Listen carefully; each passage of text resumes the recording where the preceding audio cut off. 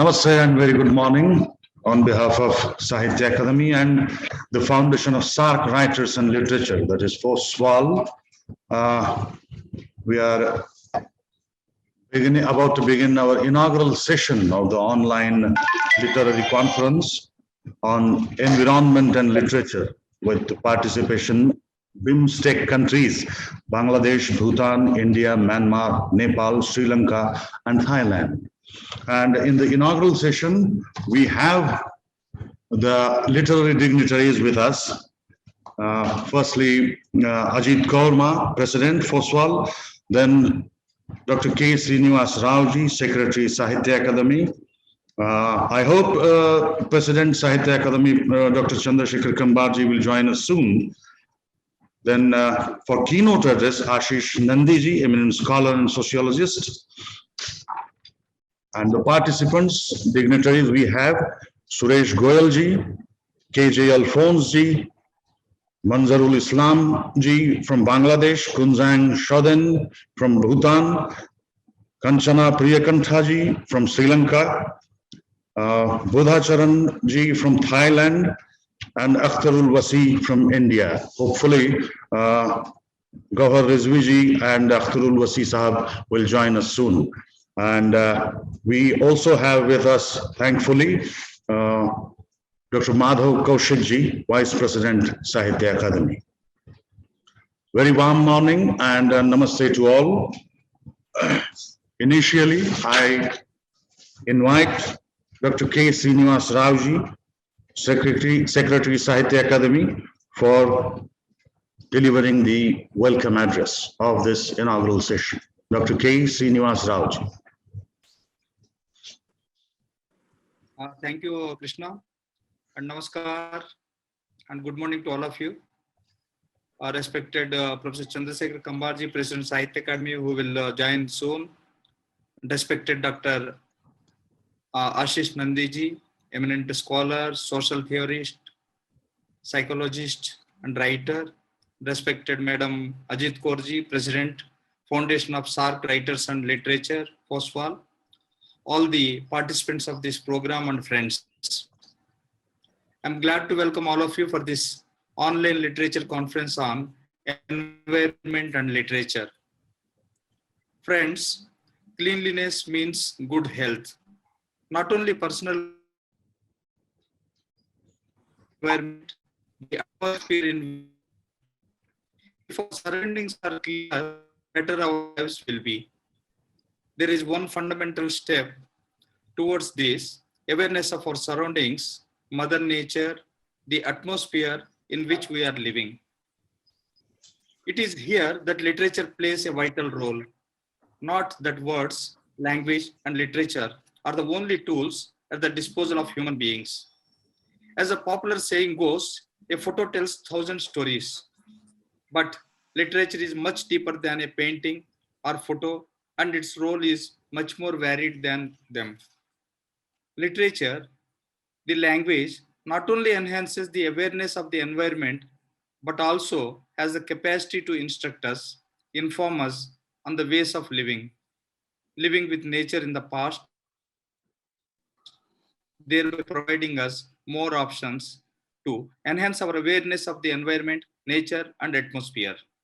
A photo or a painting cannot do that. It can, at the most, reveal the mind of its creator. Everything else would turn out to be logical extensions or interpretations. I'm not referring to mere depictions or portrayals of nature and environment in various languages, but literary creations showcasing how communities and societies treated environment, what was the level of their effort in the preservation of atmospheric and environmental purity, etc. Again, the reference is not only to the contemporary writings, the period in which awareness about this appear to be very high due to the digital platforms, or only to the literature of India. In Indian literature, when one reads Valmiki's Ramayana or Vyasa's Mahabharata or Kalidasa's works, or even the works of great writers of early 20th century, such portrayals are plenty. Such portrayals are not limited to Sanskrit or one or two languages, but in every language can one see such literary representations. A great beginning king of Sangam period, Velpari, how acute his sensitivity towards nature. He could not stand the sight of a jasmine creeper sagging, and he gave his own gold-laden chariot as support to the tree. That was one fine example. From Vyasa to Valmiki to Kalidasa, we come across remarkable observances of nature about trees, plants, rivers, mountains, rains, sunlight, lightning, and much more. Not that these great poets and writers researched and wrote about all this, they just observed their environment, had care to look after it, and express them in words. Similar depictions like that of literature of India can be found in the medieval literature of countries like Sri Lanka, Thailand, and Nepal. I'm very glad that these countries are participating along with Bangladesh, Myanmar, and Bhutan in this conference. These literary portrayals are continued ones, though through time and in several genres such as poetry, plays, stories, novels, and criticism.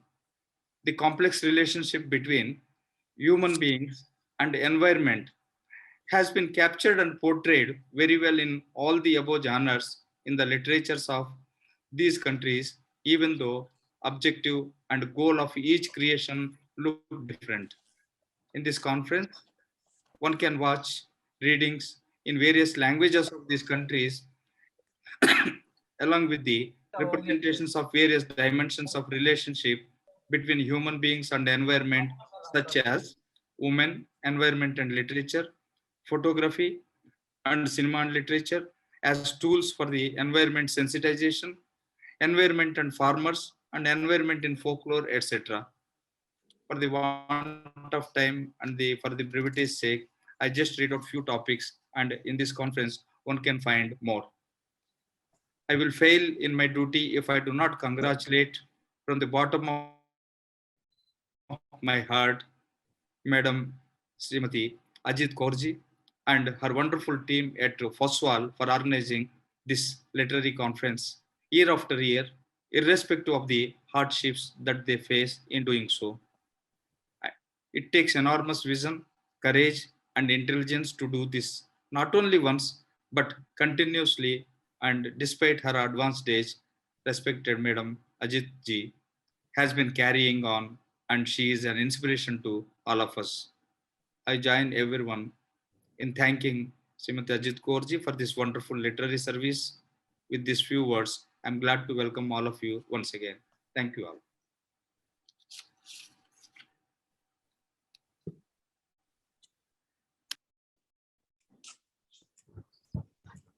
Many thanks, sir, for your address. As you rightly pointed out, Ajit ma'am has been a great inspiration for all of us. I invite Ajit ma'am now to deliver presidential address.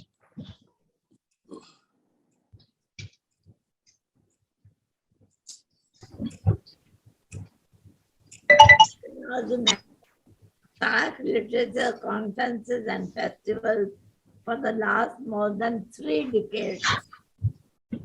The creative effort to bring writers and intellectuals of the South countries together to raise a valuable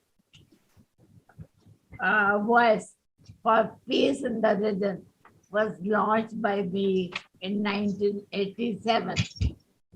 Later, in 1999, the Ministry of External Affairs started collaborating with us only a few times, though, and our conferences and festivals became huge mega events, both in India and in all the South countries. But since we cannot invite Pakistani writers now because of government policy, and Afghanistani writers find it difficult to travel and participate, the Ministry of External Affairs, without giving us a penny though, advised us to replace these two countries with Thailand and Myanmar. This new combination is called BIMSTEC. That is why we are calling this conference of ours BIMSTEC Literature Conference on Environment and Literature. Besides Thailand and Myanmar, all the other countries are our old friends.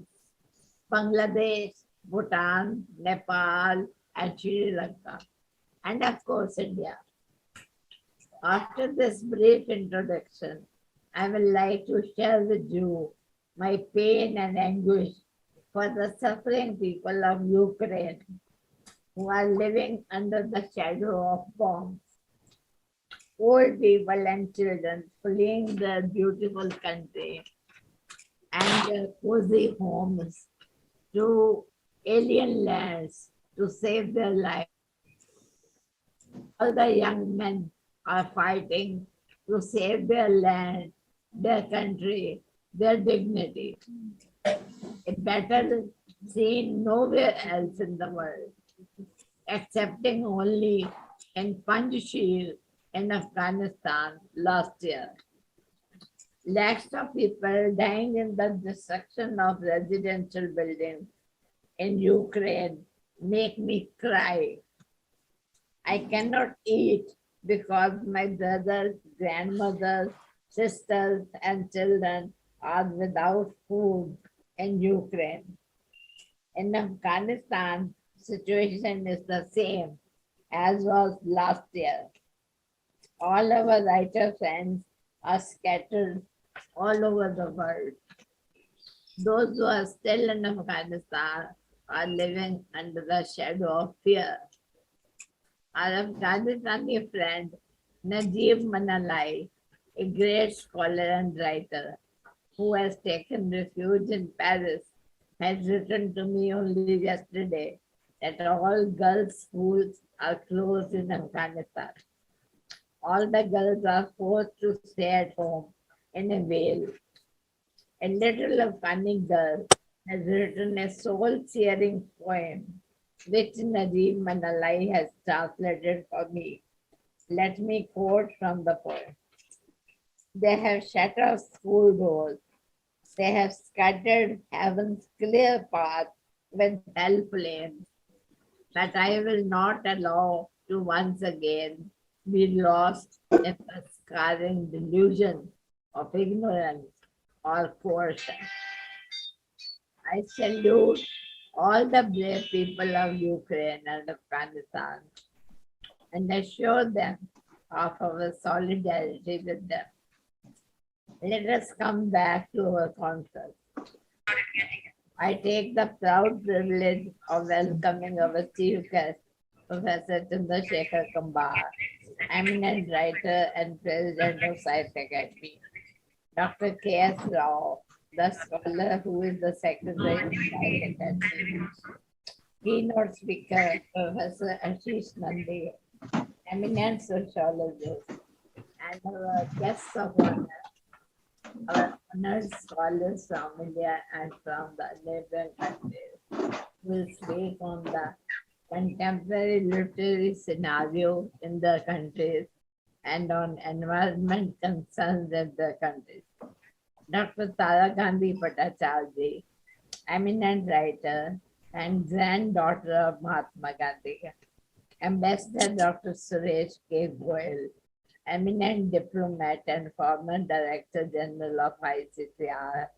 Honorable Mr. K.J. Alphonse, Member of Parliament. Dr. Gohar Rizvi, Advisor to the Prime Minister of Bangladesh. Professor Manzoorul Islam, eminent Bangladeshi writer.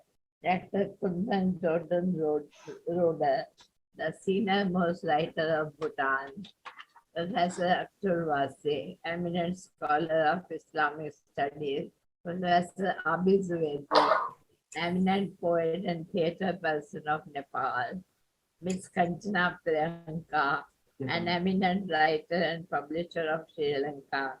Dr. Madhav Kaushik, the Vice President of Sahitya Academy, who has written 30 novels, and Dr. Anand Kumar, poet, novelist, and the director of our literary conferences.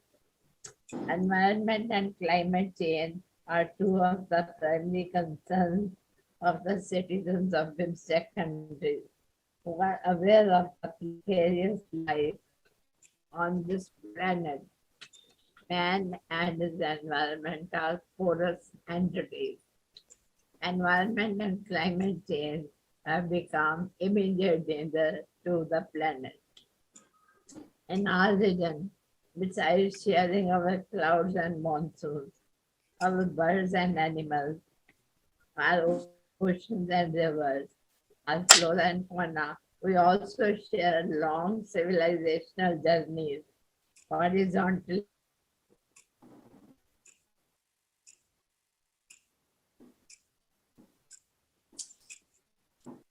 The waters are being placed in nooses.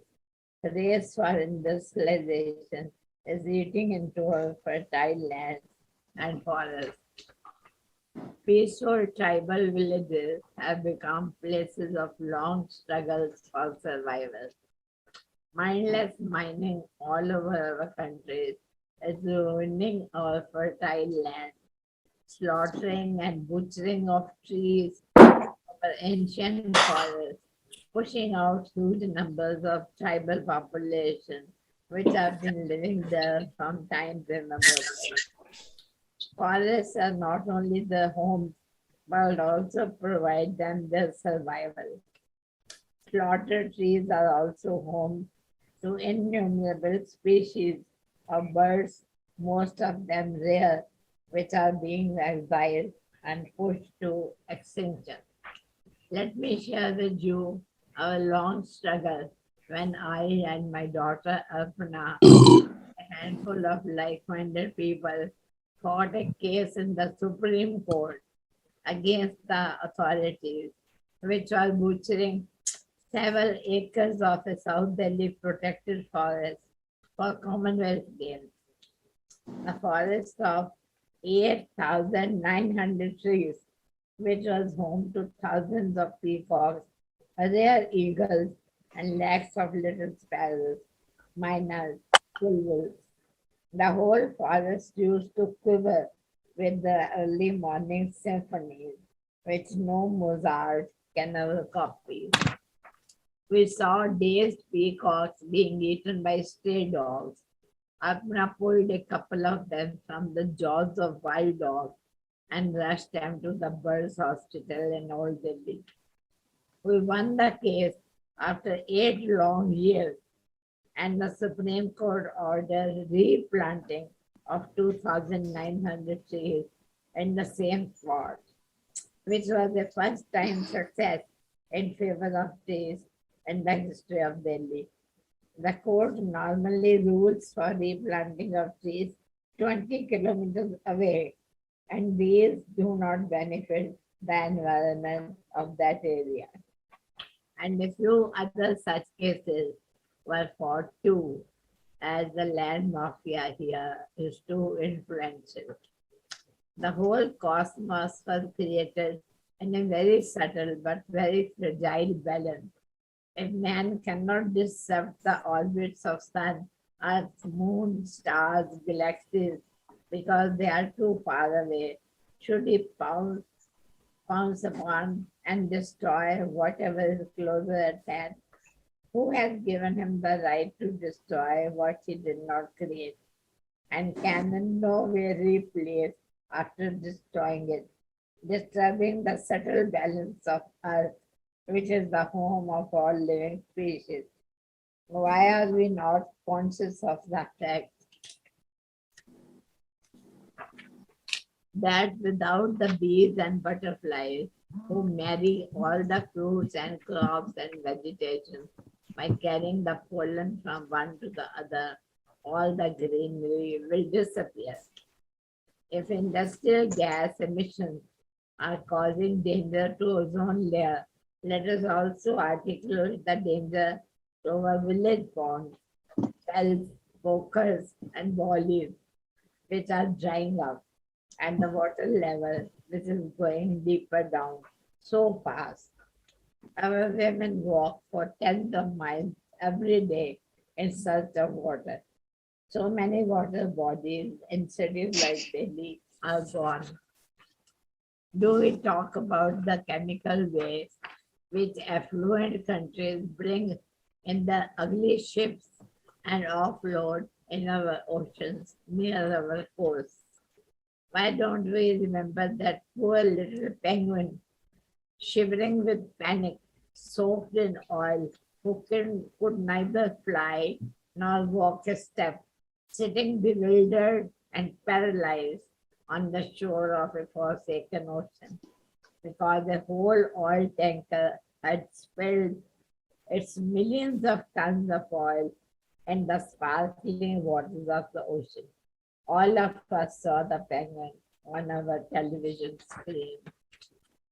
Can we raise our own BIMSTEC Pacific voice in international environment forum to save the planet from extinction?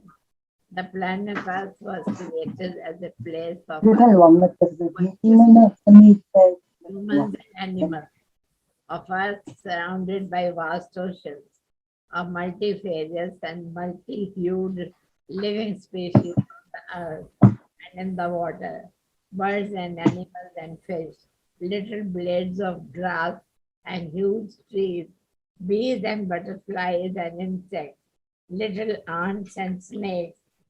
A beautiful world, boundaries and borders.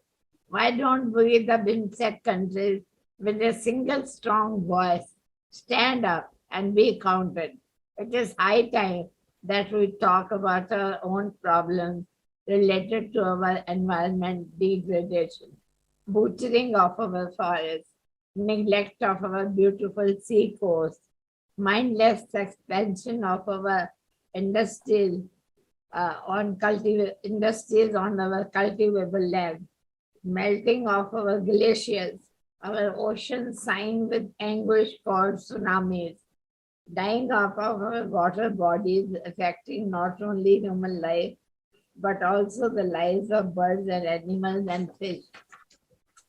We are here to articulate our common concerns over the next 3 days. And of course, we will present our stories and poems too. I wish we were here together physically and hug each other, hoping that Corona will vanish by November. We will meet here in Delhi physically on 6th, 7th, and 8th November. Let us keep our fingers crossed. Thank you. Thanks a lot, Ajitma, for your words. And I'm really sorry that I intervened because it was necessary. You were not much audible until then. I'm really sorry. But fine, thanks for your address. As Professor Dr. Chandrasekhar Kambaji is yet to join us, may I now invite humbly Ashish Nandiji, eminent scholar, for delivering the keynote address. Ashish ji, please unmute first yourself.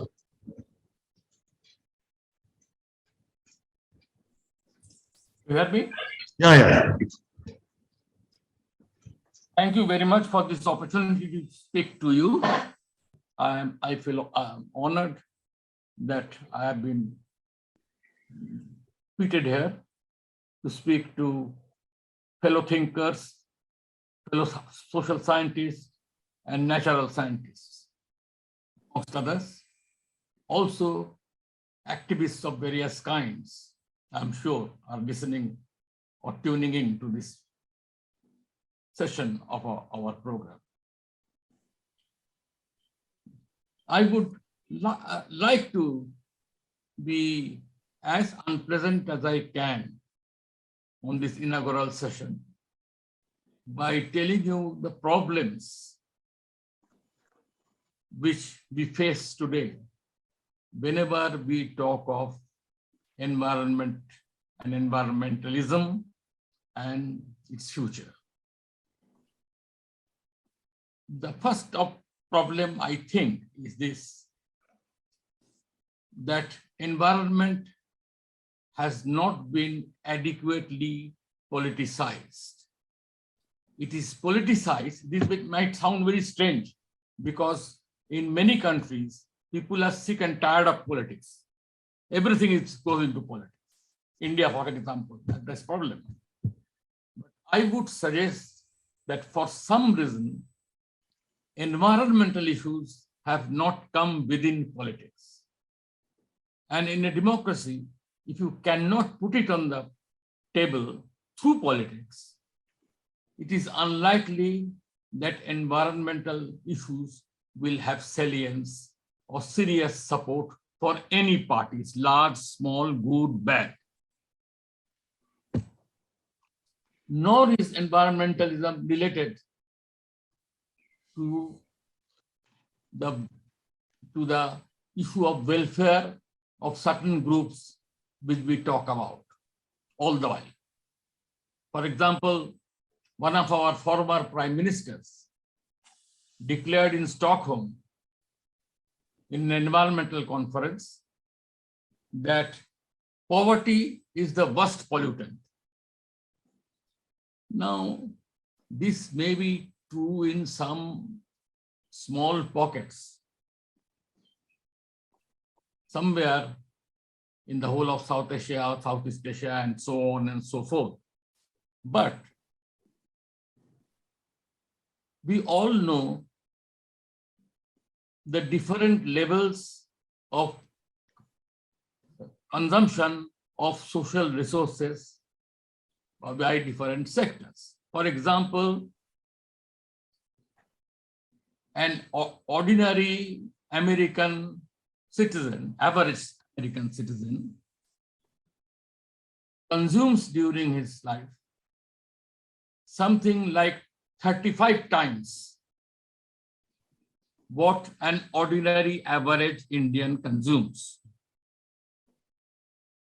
Now, this figure, when you put it in the stark terms, immediately tells you who is likely to be the greater pollutant.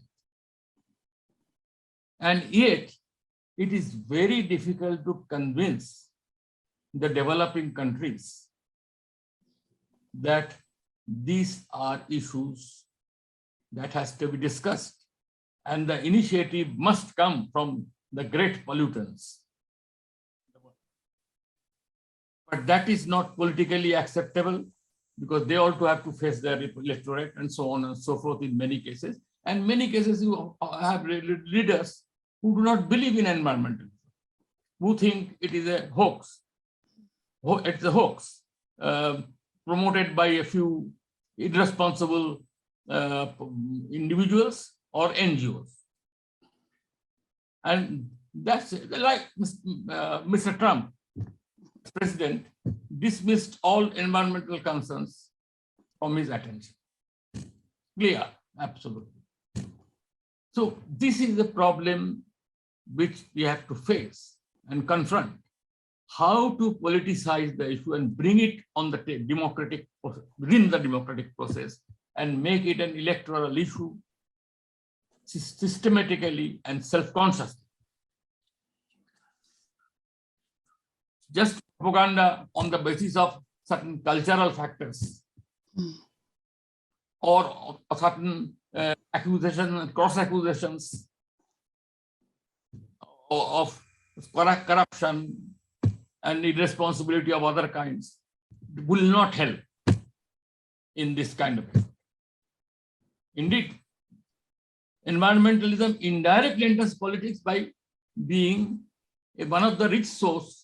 For example, can give an example, the building large dam systems, massive dam systems, gives you enough money, and the budget is large enough for you to siphon off some amount of money for your electoral funds or your party system and so on and so forth.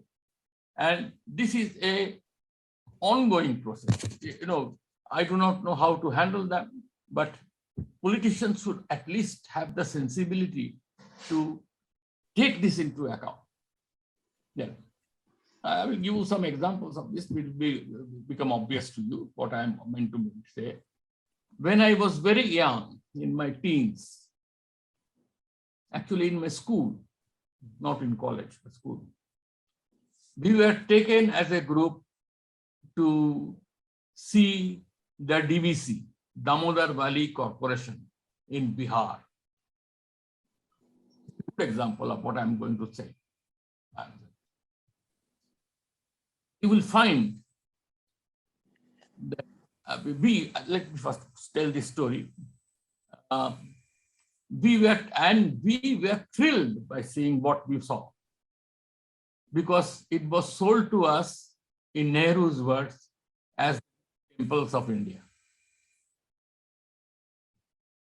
So we went and waited with breath with what the DVC will deliver. The studies of scientists of the possible siltation rate of the rivers being dammed varied little bit, but not much. And mostly they were very low. Some went as low as 2 or 3%. So it was safe to build these dams and expect that they will last for at least a century or two. But and they were supposed to build 8 dams under the DVC. It transpired when the first 4 came up that the siltation rate was many times higher than that. Some of them were more than 100%. That means every year the siltation doubles itself. And it was obvious that none of these dams will deliver what they will have to do. Fortunately, they decided not to build the other 4 dams. But we are stuck with this dam. We are stuck these 4 dams. And my suspicion is this, from the way it is discussed, that the main cost of maintenance of these dams today is higher than the welfare they deliver. That's one part of the story. I'm not taking into account the other part of the story, that it displaced hundreds of thousands of people, mostly tribals. First, they were not even given any reparation for their displacement. They were taken to another place and said that you are free to stay here. That's all. They had to build their own homes, home houses, and so on and so forth.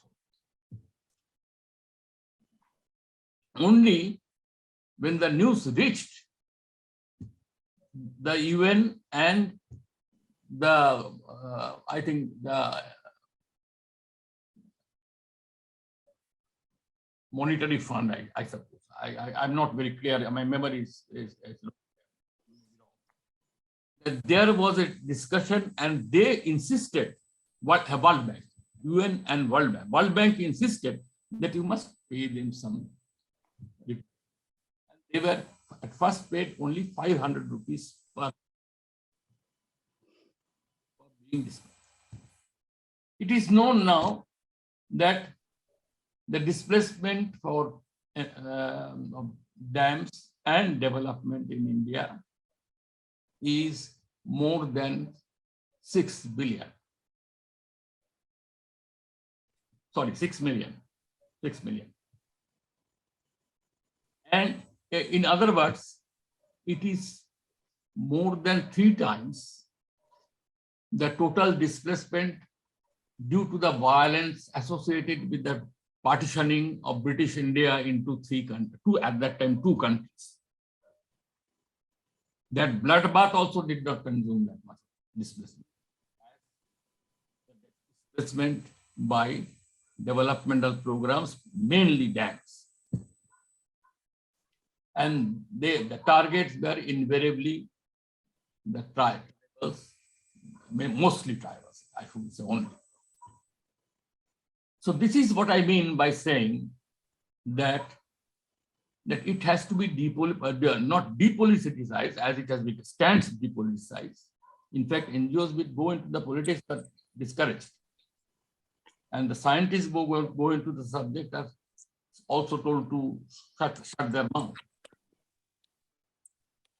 But unnecessarily, I think it should be politicized openly, and the results will probably be a greater awareness of these environmental issues.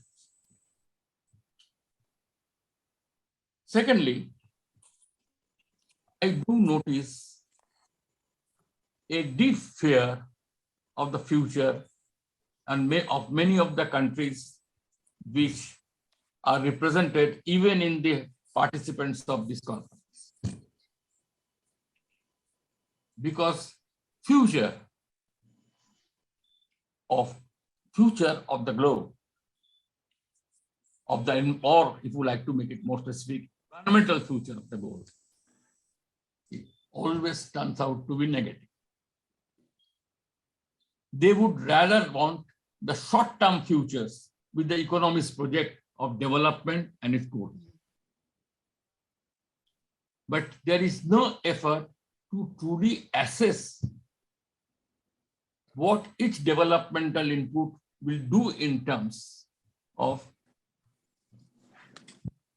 long-term effects. There are some results now, some indication of some of that now, but it is also very not easy to do this.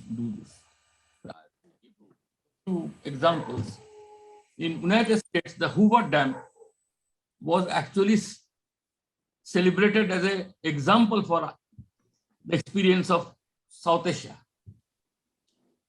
It was seen as a major achievement of United States. Now, the environmentalists have discredited Hoover Dam, and they have no ways, they found no way of how to dismantle it, because dismantling a dam is not a simple affair. There are 3 or 4 books which have suggested some direct and indirect ways of dismantling it, but none of them seem very feasible or seem very practical. It's very unlikely that they will live technical. Likewise, to give you a data nearer home, the floods in Bihar previously never went before more than 8 to 9% usually, but sometimes rarely crossed 11-12% of the state of Bihar. Now it covers 30% of Bihar. The data is old, so you should take into account Bihar and Jharkhand together. Now it is probably more. And you can do nothing with this stuff. They also promised hydroelectric power from it. And no power could be generated with that. The scientists has calculated wrongly. So now to save face, they have built a standard coal power, fossil fuel powered electricity generating plant in that area. That's so there are these parts of the story. And Bihar is now stuck with the 30% effect of the dams. And along with the environmental changes, it is going to be more acute, the situation of floods. So there is this part of the story too. We need greater assessment of the great developmental projects we take a lot of pride in. Yes, the countries from which we come have much lesser development than United States or many other societies in North Europe. Nonetheless, we have to also politicizing it also will give it certain salience to the kind of demand we require for this must we can make on this so-called advanced countries.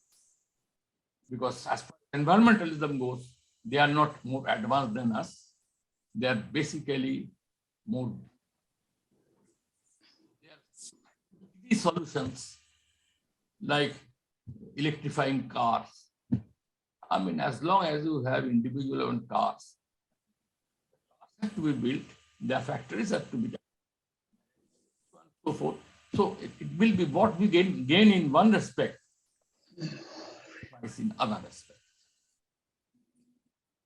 There has to be some degree of curtailment of the developmental goal, the development growth of the more advanced and more richer societies. I will also like to, I'm saying this because this fear of future I'm saying, talking is also because the negative fear of future scenarios, we are very uncomfortable about. Books, and particularly no government wants to release it in our countries because that shows that what they are doing is not that relevant. But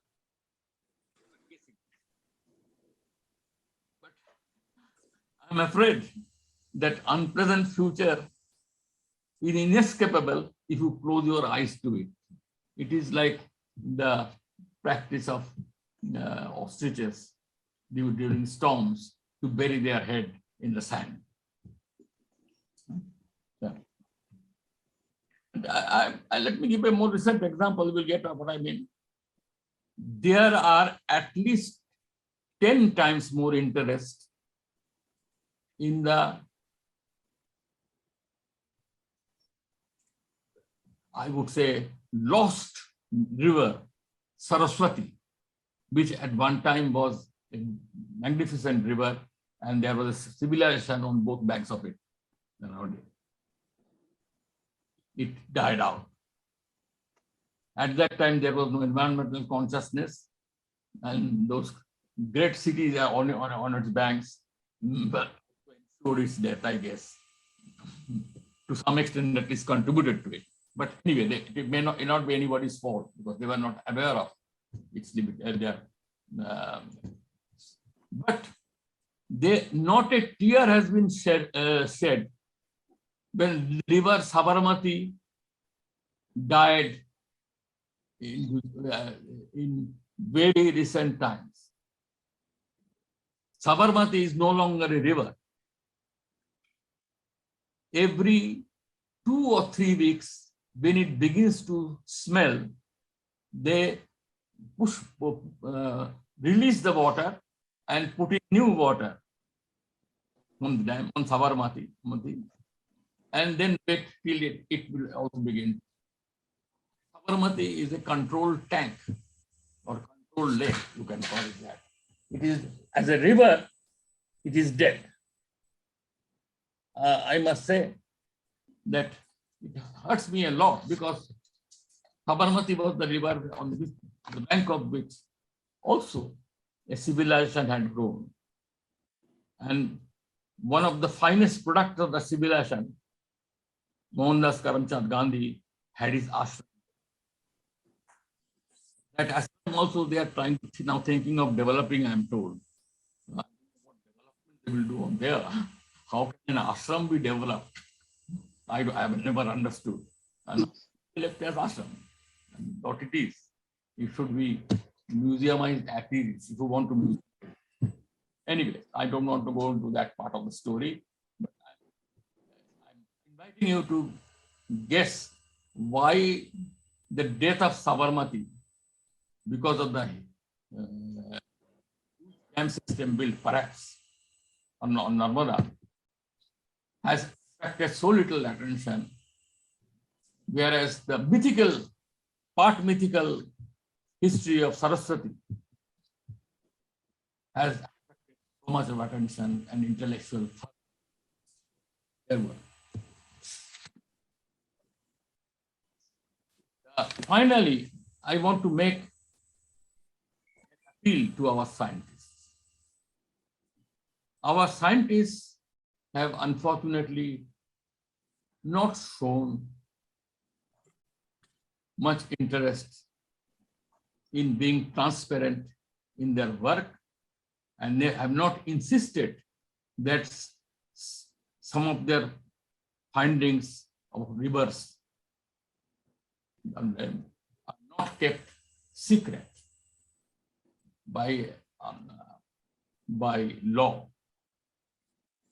And this is not the case only in India, it is the case also in many other countries. We are afraid that if we release the data, it will lead to international conflict. In some places, you will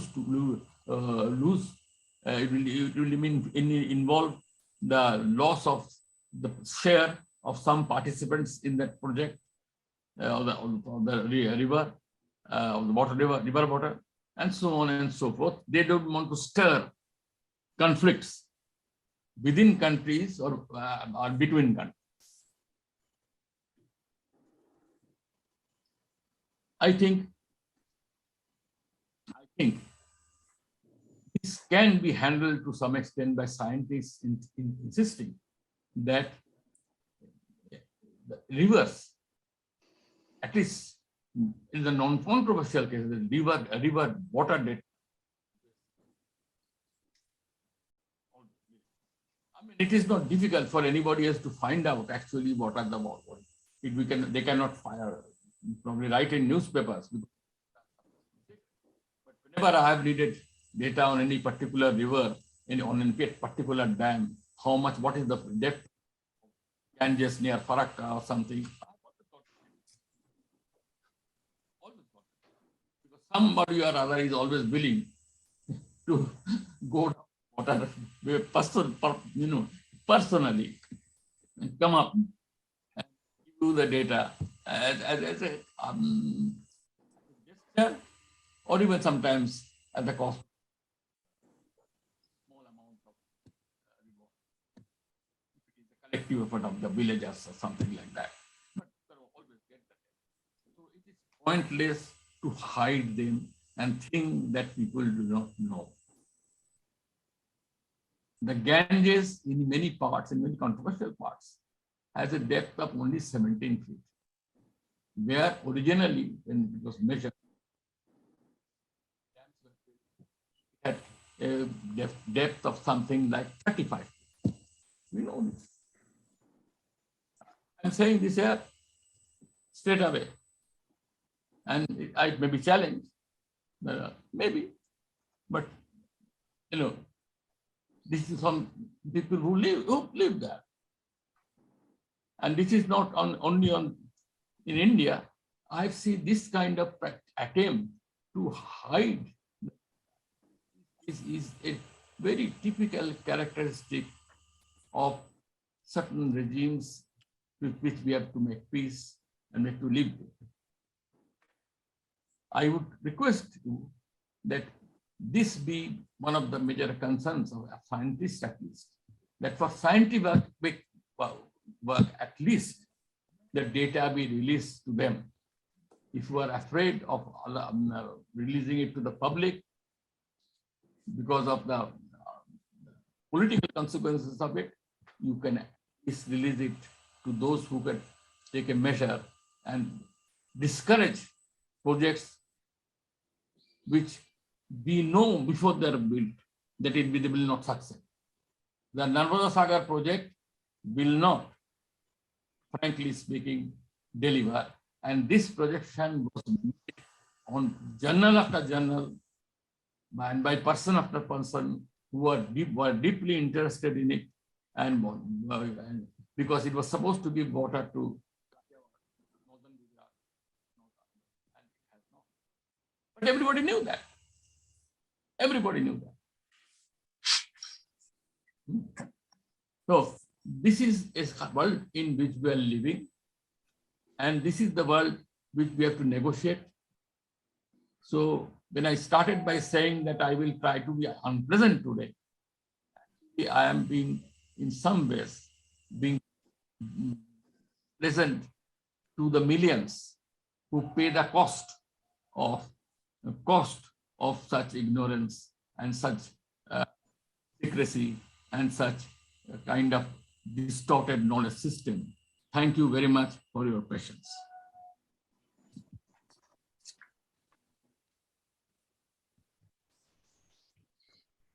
Hearty thanks, Ashish sir, for your brilliant insights and very thoughtful address. Thanks a lot. As Professor Kambarji, President Sahitya Akademi, is yet to join us, may I request Dr. Madhav Kaushikji, Vice President Sahitya Akademi, to please share his views on this occasion.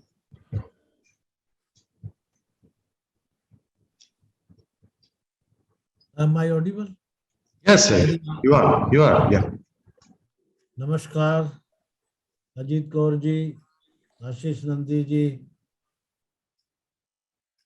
सभी dignitaries, Rao साहब, कंबार साहब शायद कुछ देर में। सबसे पहले तो मैं अजीत कौर जी और उनकी पूरी टीम को धन्यवाद देना चाहूँगा कि उन्होंने इतने महत्वपूर्ण विषय पे अपनी ये इस वर्ष की आयोजन का एक बड़ा थीम बनाया। नंदी साहब ने जो हमारे सामने तस्वीर पेश की है वो सच में हमें जगाने वाली है, चौंकाने वाली तो है ही है, जगाने वाली भी। जहां तक साहित्य और वातावरण का, पर्यावरण का संबंध है, हमारे लेखकों ने हमेशा शुरू से लेके अब तक, जैसे राव साहब ने बताया कि पूरा वैदिक साहित्य इसी बात पे निर्भर करता है कि हमारा यूनिवर्स प्रकृति और पुरुष दोनों को मिला के बना हुआ।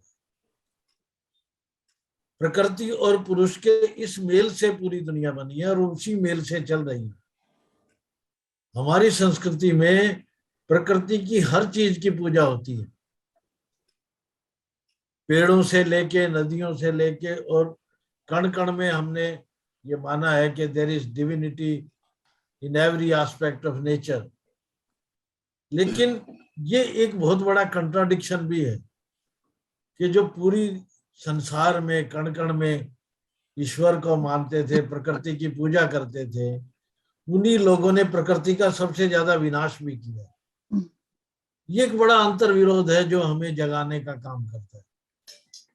हमारे साहित्यकारों ने, इसमें कोई दो राय नहीं कि वैज्ञानिकों के अपने तर्क हैं। वैज्ञानिक सिर्फ विकास की बात करता है, वो उसके साथ जुड़े हुए विनाश को नहीं देखता है। लेकिन साहित्यकार इस मामले में बड़े सजग रहे हैं। पूरे दुनिया के साहित्य को आप देखोगे तो इस समय आज का जो राइटर है, the contemporary writing of in every language, he is much very worried about the environmental pollution, damages and dangers. चाहे वो कूटजी का डिसग्रेस हो। मैं अपने हिंदुस्तान की 24 भाषाओं की अगर बात करूं तो आप हैरान रहेंगे। पोटेकाट का एक उपन्यास है मछुआरे, जो समुद्र में और नदियों में और जो जल स्रोतों के लिए हमने जो विनाश किया है, आप उनके उस नावल में देख सकते हैं। तक्षी शिवशंकर पिल्ले का कयर है, जिसका अनुवाद रस्सी आया, उसमें वो सारा दक्षिण भारत में किस तरह के चेंजेज आए हैं, हमने विकास के नाम पे किस तरह का विनाश किया है, वो सारा कुछ देखने को मिलता है। इसी तरह कितने सारे उपन्यास आए, जैसे नंदी साहब ने बताया कि वो नर्मदा घाटी की योजना थी, भाखड़ा की थी या दामोदर की थी। हमारे उपन्यासकार बहुत सारे एक डूब उपन्यास है जिसमें यही बताया कि कितने लोग डिस्प्लेस हुए हैं। जब भी हम प्रकृति को डिसग्रेस करेंगे, मानव जाति हमेशा डिस्प्लेस होगी, हमें याद रखना। इसी मानव जाति की डिस्प्लेसमेंट की वजह से वो एक जगह से अपदस्थ होके दूसरी जगह उजड़ती है, जाके बसती है। साहित्यकारों ने अपना इसमें बहुत बड़ा योगदान दिया, इसमें कोई दो राय नहीं। लेकिन सच बात तो यह है कि समाज उतना सजग नहीं हुआ जितना होना चाहिए। नंदी साहब ने एक बहुत अच्छी बात बताई, इंदिरा गांधी ने भी इसी तरह के एक उसमें कहा था कि गरीब मुल्कों पे ये तोहमत लगाना छोड़ दीजिए, क्योंकि एक अमेरिकन की कंजम्पशन है वो एक गरीब मुल्क से पता नहीं कितने ज्यादा गुना है। पूरे दुनिया के संसाधनों का दोहन वही लोग करते हैं, वही मुल्क करते हैं जो बहुत ज्यादा पढ़े लिखे हैं, बहुत ज्यादा, जिनको हम बहुत ज्यादा विकसित कहते हैं। और इस सारी चीज के बारे में महात्मा गांधी ने अपने हिंद स्वराज में एक हिंट दिया है कि मैं उस सभ्यता को विनाशकारी सभ्यता मानता हूँ। वो शैतानी सभ्यता का नाम देते हैं। तो जब हमने पढ़ी हम भी बड़े चौंक गए थे कि वो यूरोप की सभ्यता को शैतानी सभ्यता क्यों कह रहे हैं। अब समझ आया कि उनके कहने का अर्थ यही था कि जब मानव जाति के विकास के नाम पे जब आप पूरी सांस्कृतिक विरासत को नष्ट करेंगे, जब आप पर्यावरण को नष्ट करेंगे, फ्लोरा एंड फोना को नष्ट करेंगे, तो वो शैतानी सभ्यता कहलाएगी, इसमें कोई दो राय नहीं है। जहां तक हमारे साहित्यकारों का प्रश्न है, एक मैं छोटी सी उदाहरण देता हूं।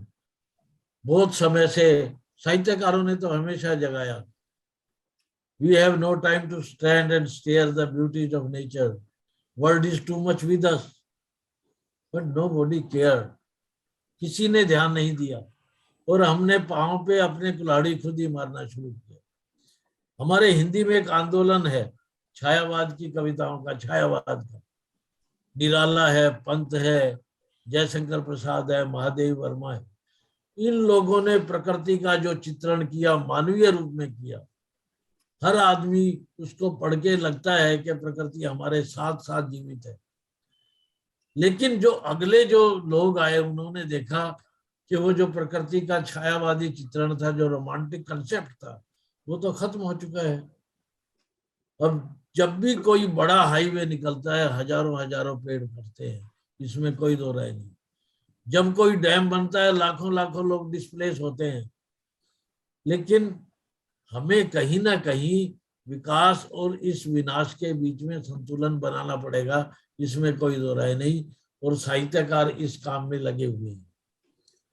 एक बात और मैं कहना चाहूंगा कि ये जो बाहर का वातावरण दूषित होता है, उससे पहले हमारे मनों का वातावरण दूषित होता है।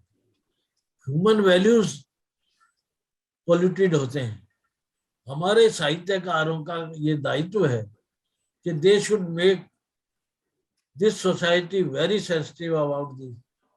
साहित्यकार एक काम कर सकता है, वो हमें एक दृष्टि देता है, वो हमें एक विजन देता है कि अगर इसी तरह से चलते रहे तो हम पता नहीं जाके कहाँ पहुंचेंगे, उस अंधी गुफा में चले जाएंगे जहां से वापसी का कोई रास्ता नहीं है।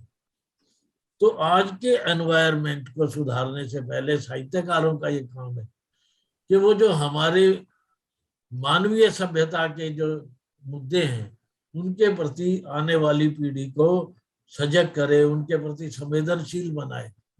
और वो संवेदनशीलता इतने बड़े व्यापक पे हो। नंदी साहब ने बिल्कुल ठीक कहा, किसी पॉलिटिकल पार्टी के एजेंडे में आज के युग में पर्यावरण नहीं है। उनके दिमाग में सिर्फ एक बात है, किस तरह से हम अपनी सत्ता को बना के रखें। सत्ता कभी भी मानवीय मूल्यों के प्रति हमेशा से एक तरह से उसका दूसरा रुख रहा है, उसने कभी ध्यान नहीं दिया। ये काम हमारा है, हम उनको सजग करें, चेताएं, उनको बताएं।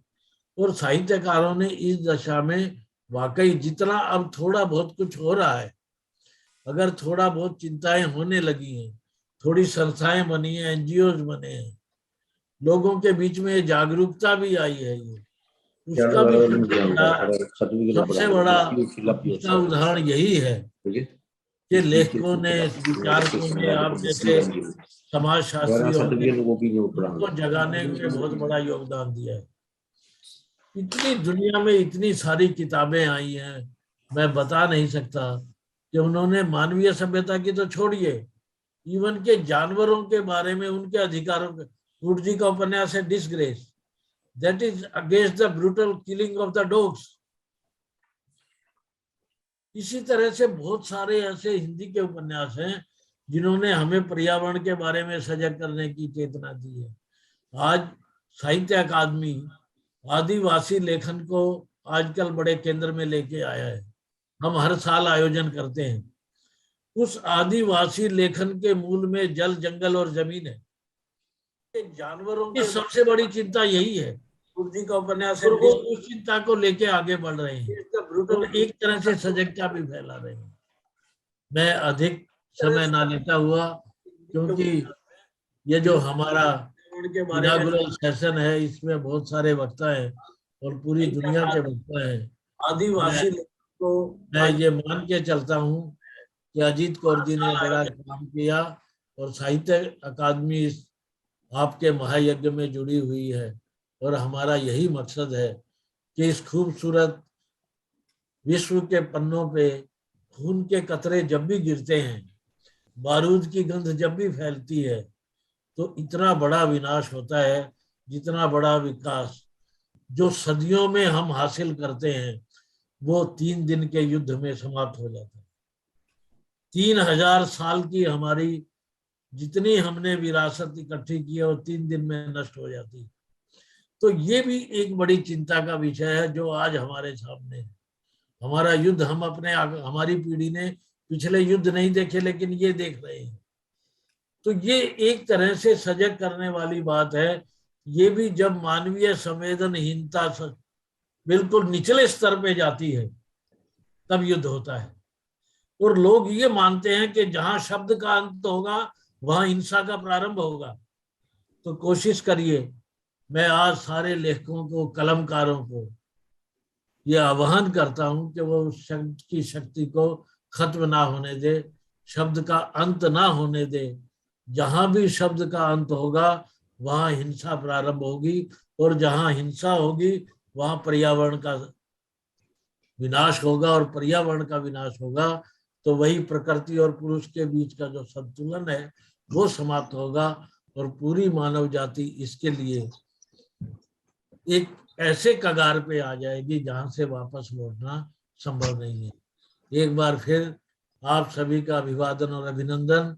और मैं आशा करता हूं कि ये 2 दिन का जो हमारा, जिसमें पूरे सार्क कंट्री शामिल है, हम सबके विरासत एक है, हम सबकी चिंताएं एक हैं, हम सबके सरोकार एक हैं, हमारा समाज, हमारी समाज की प्रणालियां एक हैं। हम सब मिला के, कुल मिला के, इकट्ठे होके इस मुहिम को आगे बढ़ाएं, समाज के चिंतन को एक बार नई दिशा और दशा दे, तभी ये काम चलेगा। नमस्कार, जय हिंद।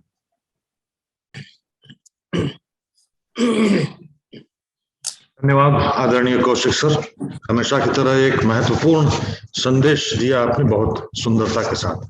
बहुत बहुत धन्यवाद आपका।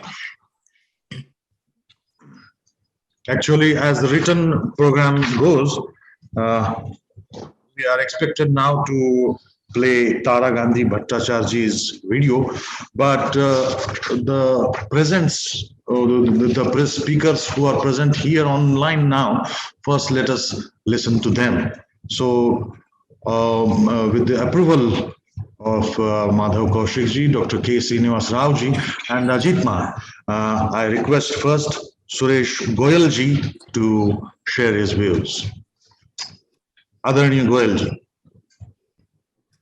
जी बहुत बहुत धन्यवाद आपका कि आपने मुझे इस बहुत एक बड़ी इम्पोर्टेंट कॉन्फ्रेंस है ये जिसमें आपने मेरे को इनवाइट किया।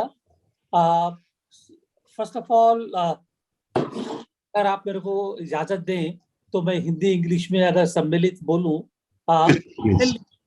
क्योंकि there are writers from the other countries who may not understand Hindi. Therefore, I will be mostly in English here. First of all, I would like to compliment Madam Ajit Kaur ji, the president of Oswal and Sahitya Academy. I've noticed that year after year, Sahitya Academy has come to the support of Oswal and Madam Ajit Kaur ji in holding this annual literature conference meeting year after year, and I think this requires a great deal of determination and sympathy, empathy really for the cause of literature in the area. I would also like to thank all the panelists, a very eminent panelist. Ashish Nandiji is here. I have great deal of admiration for him. And we have Mr. Alphonse. They are the people I recognize, and therefore I take their names. Sahitya Academy, there are so many very, very high-level people here. Secretary Mr. Srinivasan, the MC, the Vice President. Thanks to all of them, really. And before I start, I would like to really compliment both Ashish Nandi and Shri Madhav Kaushik ji for putting things in perspective. Ashish Nandi for basically highlighting the cause for respecting environment, working on the area of environment, and he brought in the political part of it really so admirably. And we all know, having dealt with environment even at international level, we know how closely the politics amongst nations is really part of what we do in the environment. And Satish Kaushik, I think coming from the kind of background that I come from, what he said that it is the human values. हमारे जो संस्कृति है, हमारे जो विचार हैं, so first of all, we need to really change those human values, develop those human values before we think about environmental issues, because those are part of our culture really. And we need to really get back to those old values that we inherited from our forefathers. So nature is very much a part of our culture. And I remember our pujas, prayers, they all basically are prayers to the God, which is culture, which is environment, Prakriti. You would have noticed, dear panel, that this year the theme of the festival, literature and environment, but this is actually under the ambit of BIMSTEC this year, as Madam Ajit Kaur mentioned. And I think this is a very, very significant change which has been done in the, we have been talking to each other before the conference began. And I think to focus on BIMSTEC is actually expanding the coverage of the conference. If you look at the entire region, the SAARC had excluded certain very important countries who share the same kind of cultural unanimity, or should I call it consensus, but I call it cultural congruence, which we share in the region. We have representatives from Thailand, we have from Myanmar, and they know, and as well as others, that the kind of cultural bonds we share is very, very unique.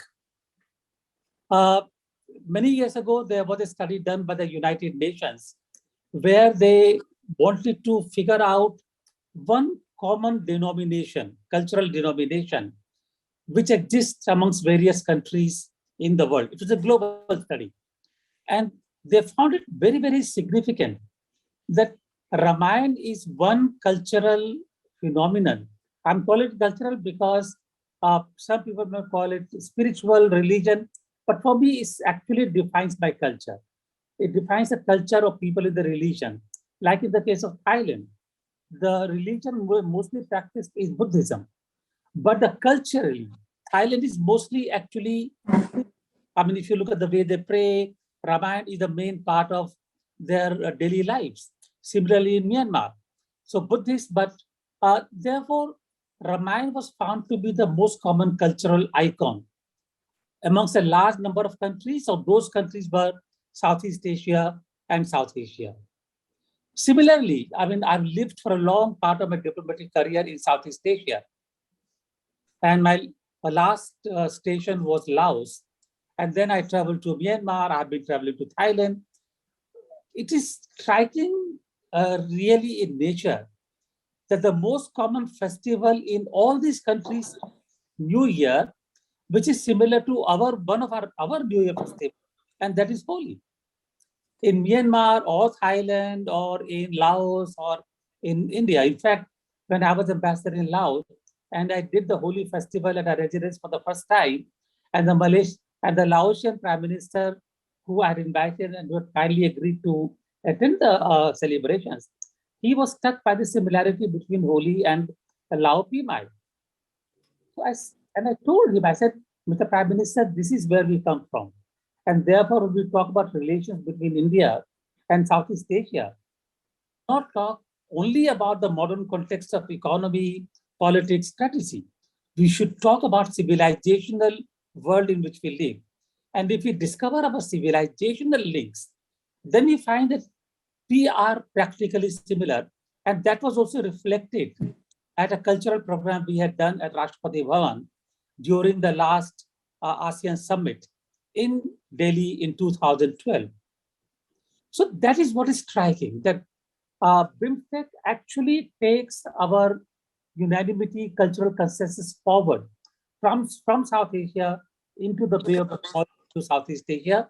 And I think from that point of view, I would like to applaud Madam Ajit Kaur as well as Sahitya Academy to do this festival over the BIMSTEC platform rather than just limiting it to SAARC.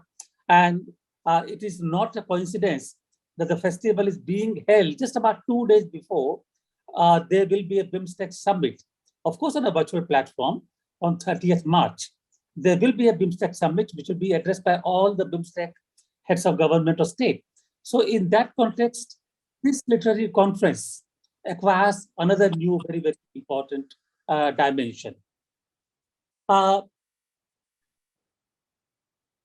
Literature reflects, to my mind, I'm not a literary writer. I write, but basically on international relations and other things.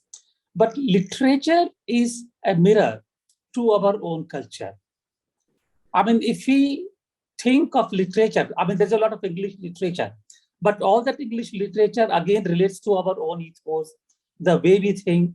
And from that point of view, literature is a very, very important part because it shows the mirror to the society, not in a kind of sporadic manner, but in a continuous manner as a society evolves.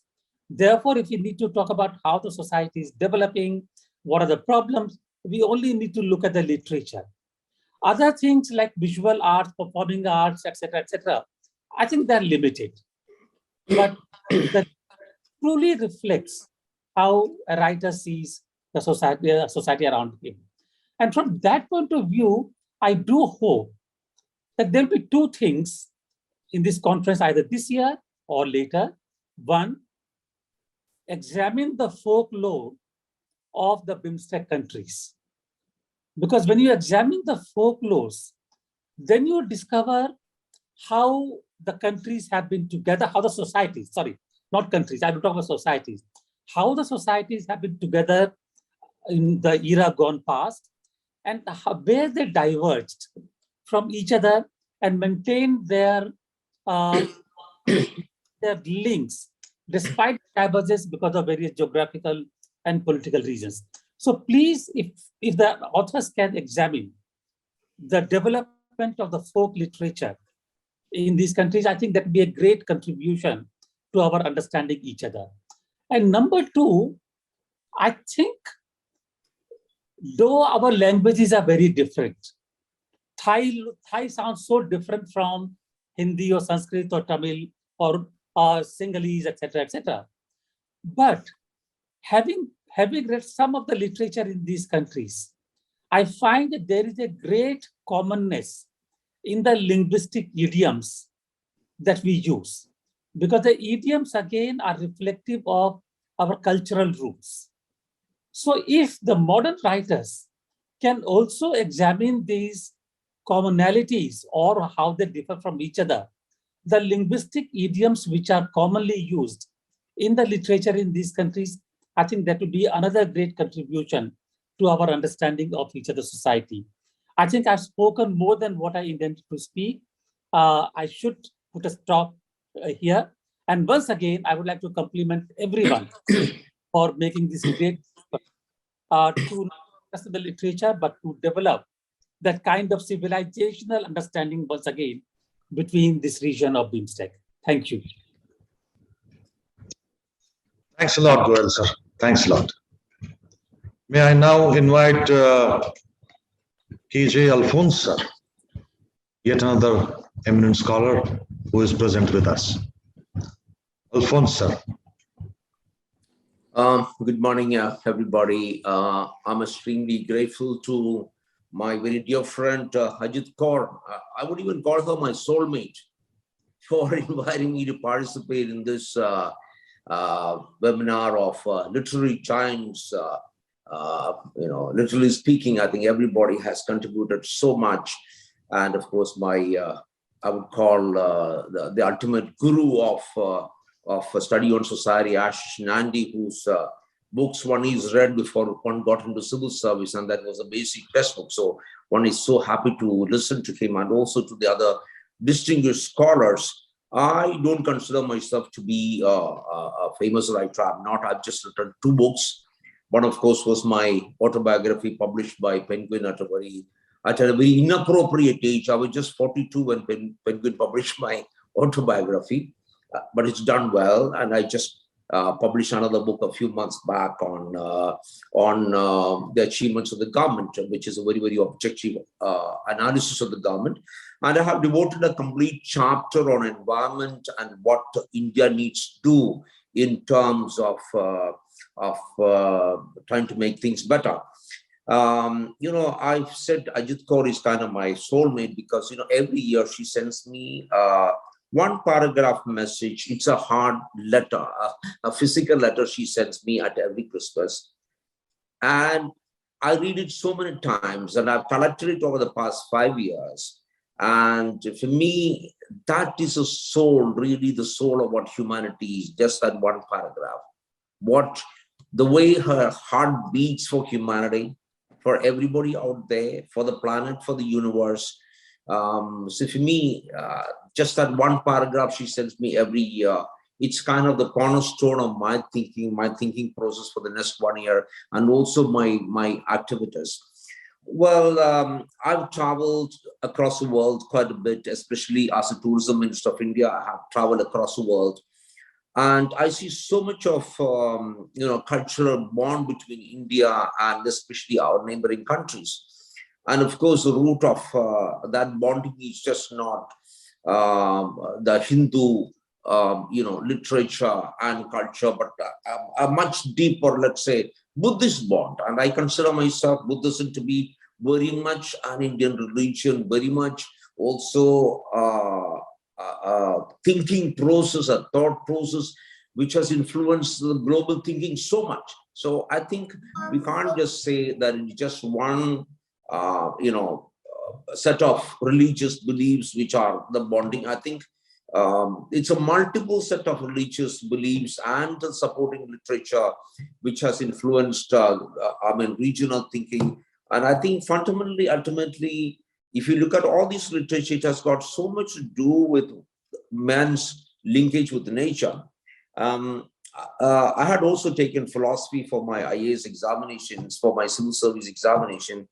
And I find that if you dig so deep into Indian philosophy, it's got so much to offer. All our ancient literature, all that we are so much accustomed to, which also part of the of humanity around us is accustomed to, is talking so much about the bondage of man with nature.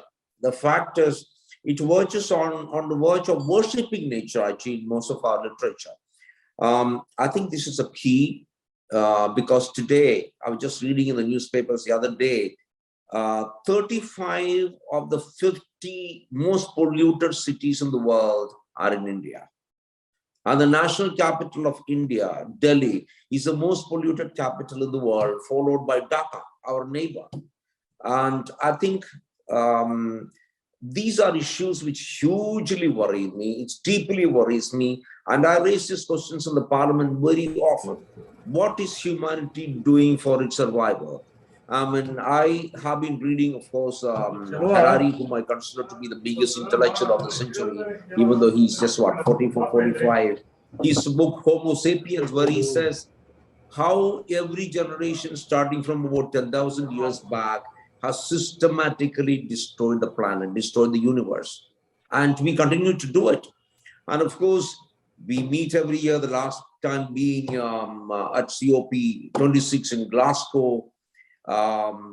Most nations are even now unwilling to commit as to how we are going to protect the universe. India has made a very firm commitment of net zero emission by 2070. But the point is, are we on the right track? Are we doing things? How are we going to getting rid of dirty power? I mean, coal, which is the dirtiest power in the world. The world community still keeps on installing, coal-fired plants, nuclear-powered plants, and the kind of emission that we put out, each one of us, into the atmosphere. And we think it's a work of the government to do all these things. I think we are completely mistaken. In fact, I asked one of the mischievous questions in the parliament the other day. I said, look here, it is kind of predicted by some scholars that the human species will be extinct in another 100 years. And I said it won't be a very unhappy thing to happen for the universe and the rest of the universe if that happens. I said, will the government expedite this process of extinction? Man is the cruelest creature on the face of the earth.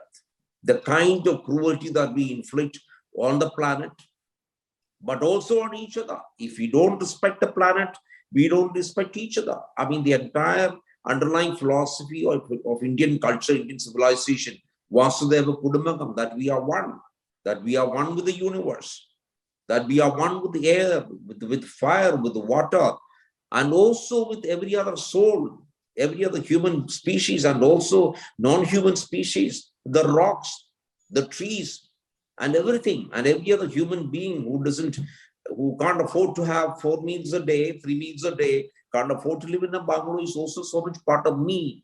Unless all this really reflects in our literature and beyond that in our thinking process, I think we are completely on the wrong track. We are completely on the wrong track.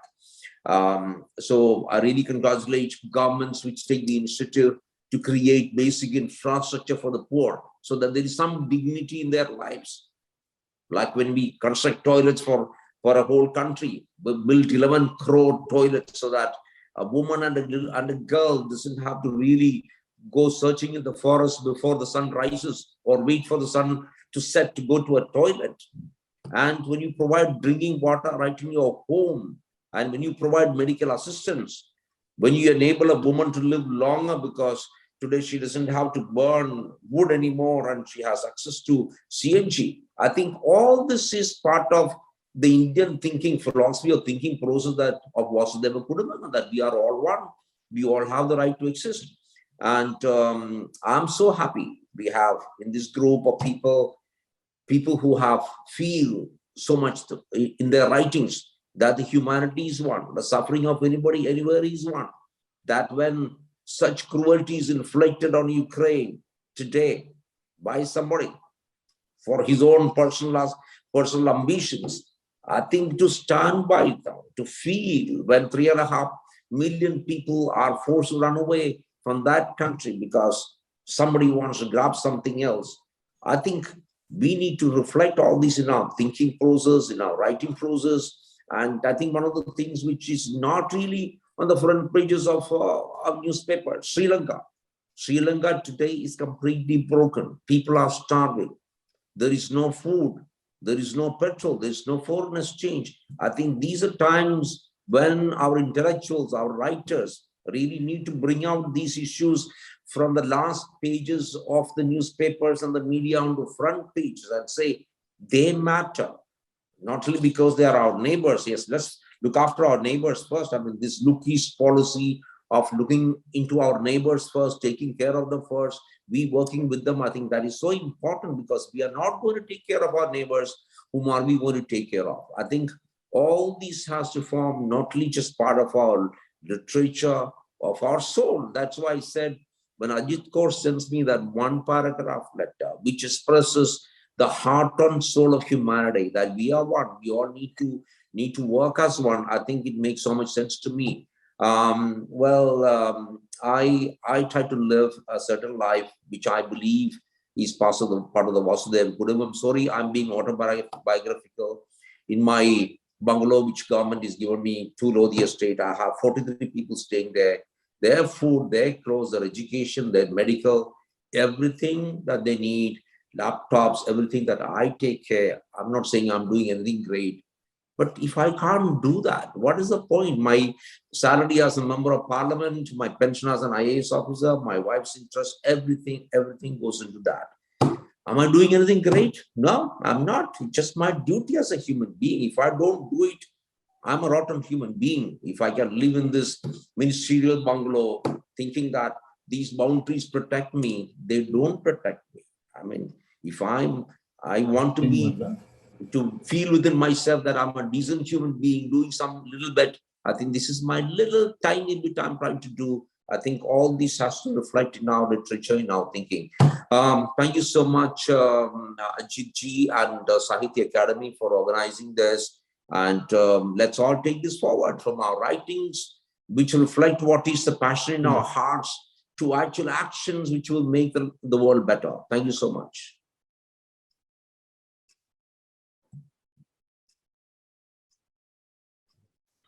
Thanks a lot, Alfonso, for your brilliant talk. May I now invite Manzoor ul Islam Sahab, eminent scholar from Bangladesh. Thank you very much. I'll have to be brief because Sunday is a working day in our country. It's not a holiday, and I have a class waiting. But I was listening with apt interest, attention to what Mr. Alfonso was talking about and what Madhav Kaushikji was talking about before that. And I'm delighted to hear what Professor Ashish Nandi has delivered to us. And he's always original. He's always someone who provokes you into thinking out of the box. And today, his lecture was no exception. In fact, the first sentence he spoke speaks volume and tells us exactly where we should stand. He said, environment has not been sufficiently politicized. Now, environment is one of the most politicized issues in our time. But what he means by not being politicized in the right way is that as it stands now, environment has been politicized by all the big interest groups, all the parties who are playing a big role in controlling the production and distribution and consumption of fossil fuel, who are responsible for carbon emission, who are responsible for damming big rivers. Look at Amazon, what is happening there. A slice of Amazon as big as one of our districts is disappearing every year. And what would be the effects of these erosion of environment and disappearance of forests? Environment pollution is not something which stays confined within a geographical territory. It's wrong to assume that one country's environmental pollution doesn't travel to another country. Or a dam set up on an upper riparian region doesn't affect the lower riparian region. This is very wrong because environment doesn't care about borders. And carbon emissions in the West will eventually find a place in the lungs and rivers in the water systems of the so-called underdeveloped or developing countries. And so what is politics? I understand Professor Ashish Nandi was speaking from an ideological position which we all like to share. Politics of consensus, politics which is participatory, in which the stakeholders are consulted before any decision or major decision is taken, where everybody is free to offer ideas. And in a spirit of enlightened conversation, decisions are taken, and decisions are not taken for perpetuity, because whenever there is something developing, contingent factor emerging, you have to adjust your plan and address the emerging issues. Climate is not something which is stable anymore. We cannot predict rainfalls anymore. Floods in Bangladesh do not obey the calendar anymore. Professor Nandi talked about Ganges losing navigability. The river Podda, which is what we call Ganges after it crosses into Bangladesh, is heavily silted nowadays. I mean, deforestation in Nepal will invariably increase siltation in our rivers. Farakka has been mentioned, and it's a very old issue, but new dams are created. Now 54 rivers cross into Bangladesh from India. And if you have dams on all 54 rivers, you might have a control on our water flow, but eventually, please remember, water flow stopping in one country becoming arid and saline, will affect the other neighboring countries. So the fingers of environmental pollution are very long indeed. They don't spare anyone. I'm happy to see the very strong stands taken on environment by all the speakers. I congratulate Mr. Alphonse when he mentioned that Ukraine crisis should awaken our conscience. Now, Bangladesh is living with a refugee population, the Rohingyas, 1 million strong, and they're the greatest cause of environmental destruction in a huge tract of land. We are a land-starved country.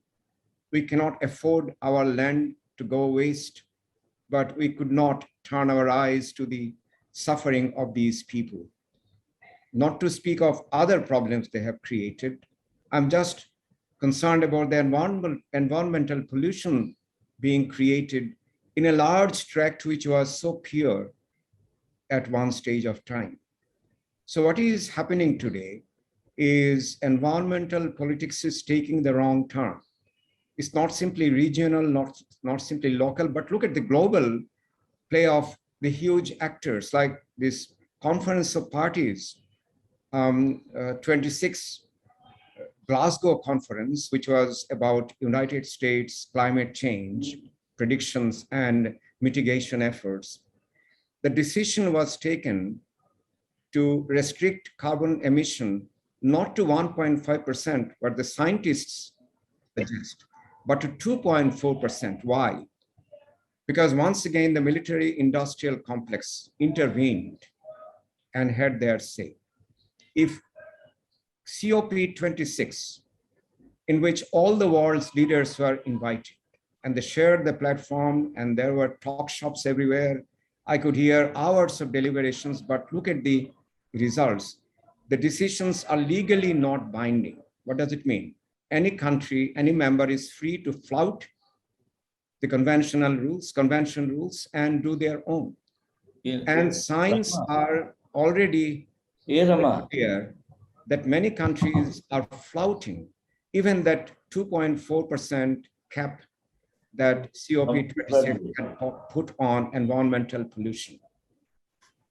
And the same, I congratulate also Madhav Kaushikji, who has invited, he has given a very fantastic pair of contrasts, Binash versus Bikash. And this is not simply happening in the neighboring countries, India and Bangladesh and other places, where we are thinking about development at what cost? At the cost of an environmental degradation. If development invites environmental degradation, how can you address this particular issue? We are not against development. Development is very welcome in countries like ours, but there should be plans ahead of how to mitigate the problems that will arise out of these development wars that would go on. In Bangladesh, these are going on forever. But this advanced plan is missing because this advanced plan would put certain parties into some kind of difficulty or jeopardy. So addressing environmental damages before a plan is passed. I don't see this is happening in our country or any country that I know of, not even in the large global stage. Look at the development happening in China, developments happening in India and other countries in Bangladesh as well. We do not have a plan B. What happens if development backfires in environmental terms? Is there a plan B to address the issues that will rise then? We do not have. I have studied many many development projects in our country. Not any of them, not even one, addresses the issue with great detail. Well, there are lip services paid to environmental issues, of course, but no detailed plan, no step-by-step, phase-wise mitigation plan, which is very much needed. We have a nuclear power plant which is being completed. Maybe in 2 years' time, we'll have generation from this plant of electricity.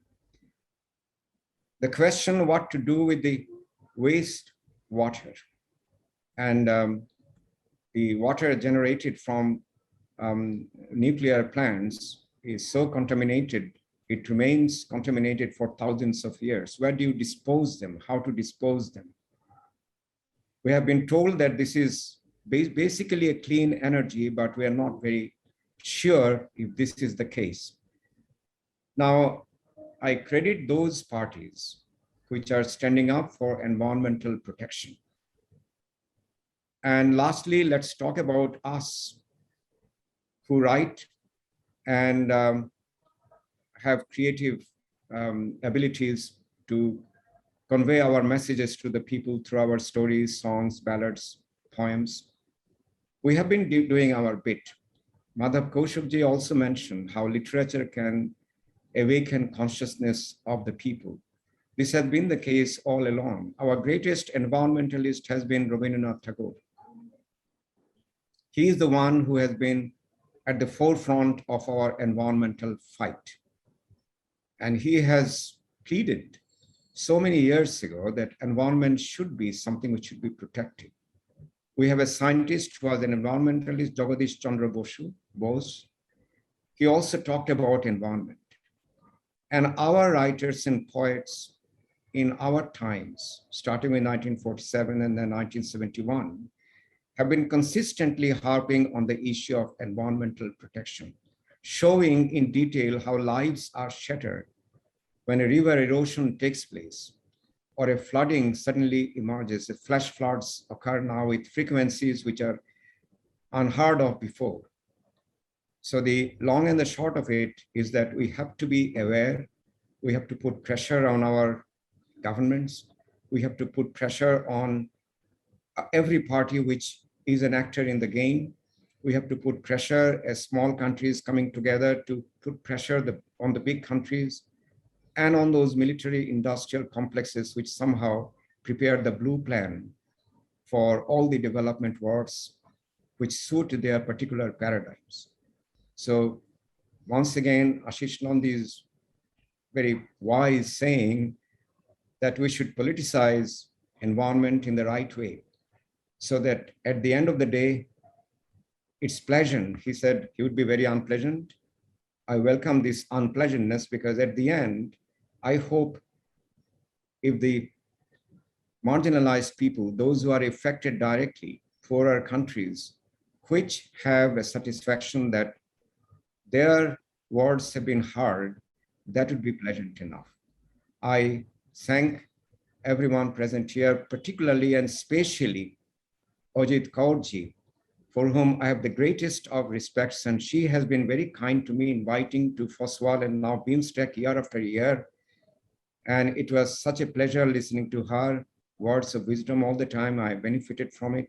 Ashish Nandi is someone I like to hear. I would like to hear from him for hours if he is willing to talk for hours, because at the end of his lectures, I always carry something home, which is something that stays with me. So thank you, Srinivas Raoji. With your permission, I will go and attend my class now. Thanks a lot, Syed Manzurul Saab. Thanks a lot. Could we now invite Kunzang ma'am? She is from Bhutan.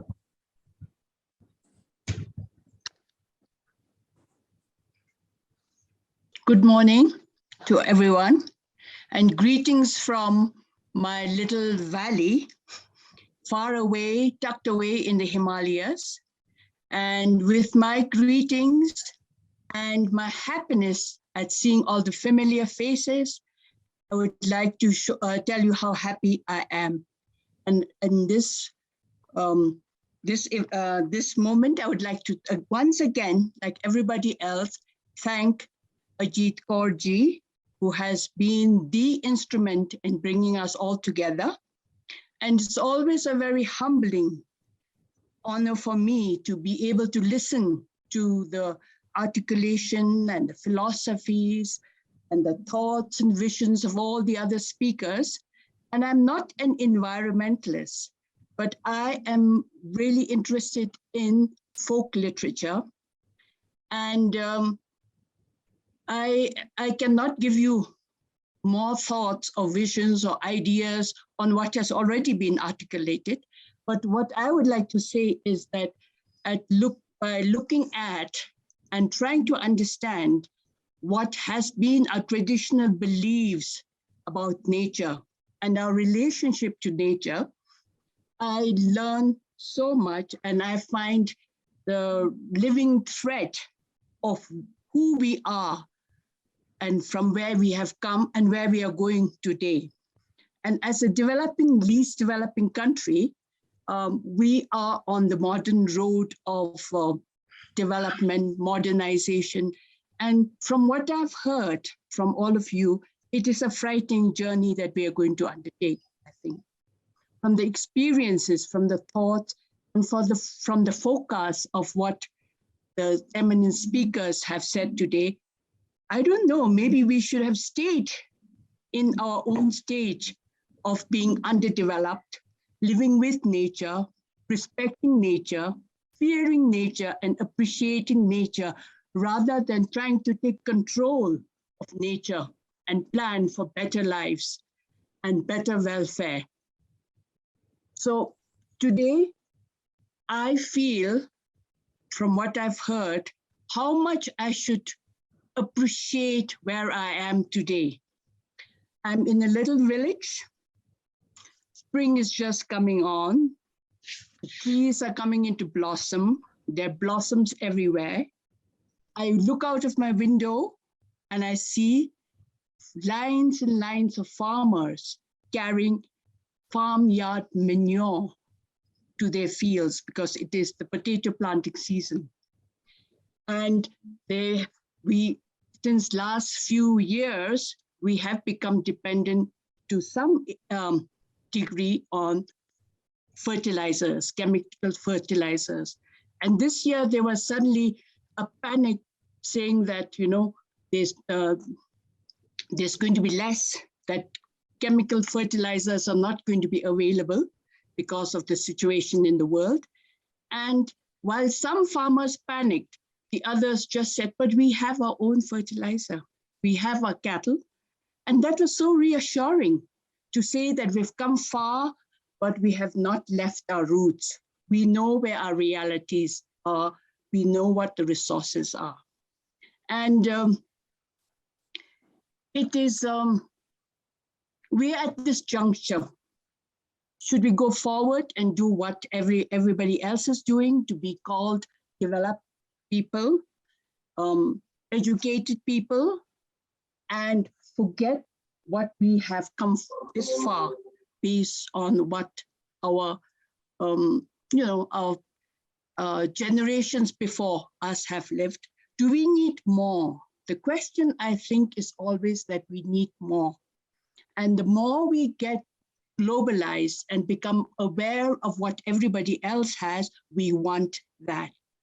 And in this globalized world, where everybody knows what the other one person has, we become greedy. We do not have enough, and we're always craving for more. The digital age, the virtual age has come in. We see what everybody has, And we want exactly that. And that is, I think, the biggest enemy of what we have been taught as Buddhists, to be able to say enough.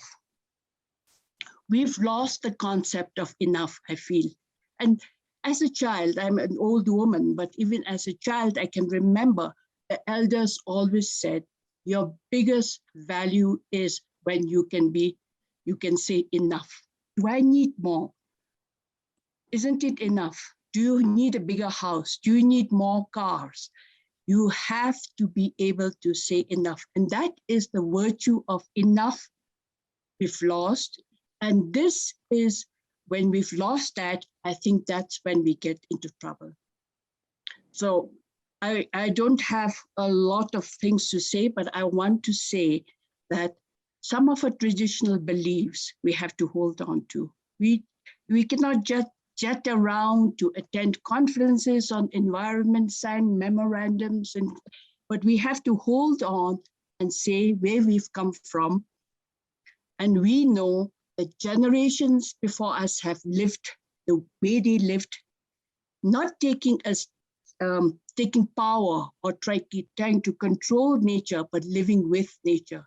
And I think it's very, very important that we learn to live with nature in respect, in appreciation, and not try to take control and say, we know it all. Human beings have the power. And with that, I would like to end and thank you once again for all the people from Sahittya Akademi, especially Ajit Ji for making this possible, and little voices like mine coming, just a little squeak among the thinkers and scientists. Thank you so much for the opportunity. Thank you. Thank you, ma'am. May I now request Abhi Subedi ji, eminent scholar from Nepal. Very distinguished scholars present here, Didi, Professor Ashish Nandi, and others. What I just wanted to say is that whenever we organized meetings about ecology, environment, and nature, Prakriti, we evoke the tradition, literary tradition, to talk about nature. So I think there is always a, in this region, there is always a clash between the form and the theme. Whenever we talk about nature, we talk about the form and the theme of nature. For example, in Nepal, the environmentalists are talking about the Himalayas, the melting Himalayas and the ecological problem. But at the same time, they are also talking about the poetry of the glorification of the Himalayas. So this kind of double perception of nature continues, is a character of South Asia, of our region actually. So to me, it seems there is always a clash between form and theme in this region. Form and nature as theme. It was going on for ages. And then the literary writers who are always concerned with the form, a certain form of defining literary form, they always use nature as theme. But how much can that be effective is a question of debate. There have been very important meetings, environmental meetings, the big global conferences about nature and ecological disaster and so on. What is the role of the writers? What role are we playing? This has always been a question, and we have always repeatedly asked the same question to ourselves. We always ask the same question to ourselves whenever we meet to discuss about nature and our role actually as writers, our role in the preservation of ecology, in fighting against the forces of ecology. Finally, what we do is we evoke the form. We evoke the Kavya, we evoke the theater, we evoke the songs, and we evoke the art. So it has always been the same case. Poetry, for example, whenever we talk about the limitations of our power, limitation of the power of the writers and literary imagination. That is why perhaps to find a certain solution, the writers in this region have even created myths, mythology, folklore, and so on. This is one way of responding to the chaotic situation that is happening all the time in our part, not only in our part of the world, all over the world. So this is the underlying theme of the relationship between ecology and literature and nature. So that is what we are going to do in this conference also. We are going to listen to the voices of the writers, painters, and artists. But how much of that is effective, how influential the writers are in creating a culture, creating an atmosphere, creating a power to combat with the forces of the ecological disaster. So this is a theme. This is such a theme that we love to repeat the theme. We love to talk about this theme. And then incidentally, our literary sessions coincide with the global sessions about ecology and nature. This is a very interesting coincidence. How much of the power do we have? About that, when W.B. Yeats, the Irish poet, died, W.H. Auden was very shocked. He wrote a poem on the death of W.B. Yeats. And in that poem, he wrote these lines: "Mad Ireland hurt you into poetry, but the madness of Ireland is still there. For poetry makes nothing happen. It lives in the valley of its own shame." So probably the literary wars don't make things happen in a world where there are very strong forces of distraction, and also the forces of negative forces that are playing a role in the environmental degradation. How powerful can our voice become in such seminars when we meet and we talk about that? As I said earlier, for example, we glorify the Himalayas, but at the same time we talk about the environmental degradation, disaster, the melting snow, and so on. So this goes side by side. This is a kind of a double bind. When we as writers meet and talk about nature and the preservation of nature and ecology, we talk about this very double bind. How much strength do we have to create a force to kind of stop the forces, negative forces, from playing very negative role in the environmental protection. So this is one of the several sessions that we are organizing here. But that I consider such sessions very important because they create the voice, they address a culture, they address the continued efforts of the human beings, and this renews our trust in our creative power. That energy, that spirit is very important, and literature evokes that. Writers repeat that, artists repeat that. That is what we are doing with this theme, probably developed, suggested by Ajit Kaur Didi. This time also, previously also, I remember some years ago, we discussed on the very theme. That was the theme of our conference some years ago, when very eminent scholars, some of them are present here, had made their very important presentations at that conference also. And this time also we are talking about this very theme. We continue to talk about this theme because we understand, we know the power of the literary creative culture.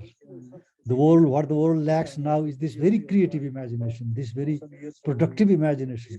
This is the spirit of peace. This is the spirit of humanity. This is the spirit of freedom and liberation. If we cannot make anything happen, at least we can make something happen. That is, we can stress on the power of liberation. We stress on the power of the creative writers, the inner dynamism, the dynamism which is one of freedom and liberation. And that is very essential for saving the earth, for saving the environment, saving our life in a world that is going dotty, going mad every day. The writers, even in the small number with a limited power, when they gather, when they meet together, they read their poems, they made painting exhibitions, they play some pieces of music, and they repeat the very old folk songs and so on, so which is a great power. I believe in that power, believing fully well that we cannot bring about much changes in this world, which is dominated by politicians, which is dominated by the forces of adversity. We cannot do much, but what we can do is we can address the very important culture of the mind, the creative power, the spirit of liberation. So I guess this, I'm confident that this seminar is about that very spirit of liberation, that inner confidence, which we are stressing by evoking poetry and art, and that's what we are doing. And this is a very important achievement that we have made at this meeting also. And with these few words, I would like to take leave. And sorry about this recording problem and so on. There's nothing much one can do, but I hope I'm able to make my point with this few words. I just like to take leave. Thank you very much. Thanks a lot, sir. There was some disturbance actually because Professor Subedi sir has a cell phone and YouTube was on. So we are live on YouTube. So that was being played there. Now Subedi sir is muted, so the problem is solved. It was purely a technical problem, but I am happy that Subedi sir conveyed his brilliant message. Thanks a lot. Now we will have to follow a time frame a little, and let us now invite Kanchana Priyakantha from Sri Lanka. Please unmute yourself first, Kanchana ji. Yeah. Greetings, everyone. Long live Madam Ajit Kaur. I have been taking part in the literature conferences organized by FOSWAL since 2017. I had high hopes that we could meet each other at this year's BIMSTEC Literature Conference. But the prevailing situation in the world has forced us to do the opposite. Nevertheless, in Hemingway's novel, The Old Man and the Sea, the main character, Santiago, says that a man can be destroyed but not defeated. Santiago's courage and pride pushes him forward throughout the novel, even when it looks like hope is lost, but is never defeated. Likewise, even though the situations are challenging, the FOSWAL family never gave up on their noble cause and the family members. They have worked laboriously in collaboration with Sahitya Academy to bring the family members together virtually when the physical conference was not allowed by the circumstances. Even though it looks so close and yet so far, I would like to extend my sincere gratitude once again to our Marji, Madam Ajit Kaur, and the entire team for their ceaseless endeavors. Thankful to you, we have been able to greet each other across the borders affectionately, at least virtually. And I want to be equally thankful to the organizing committee for selecting environment and literature, our only home, as a main theme, which can be considered not only as universal, but also timely, as we are trapped in a period where the consequences of insensitivity toward the environment is being harvested by the entire world. Our home planet is a third planet, from the sun, and the only place we know of so far that's inhabited by living things.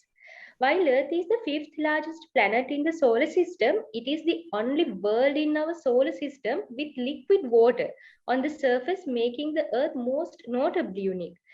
The Earth has a very hospitable temperature and mix of chemicals that have made life abundant, and this temperature has allowed liquid water to exist uh, for extended periods of time.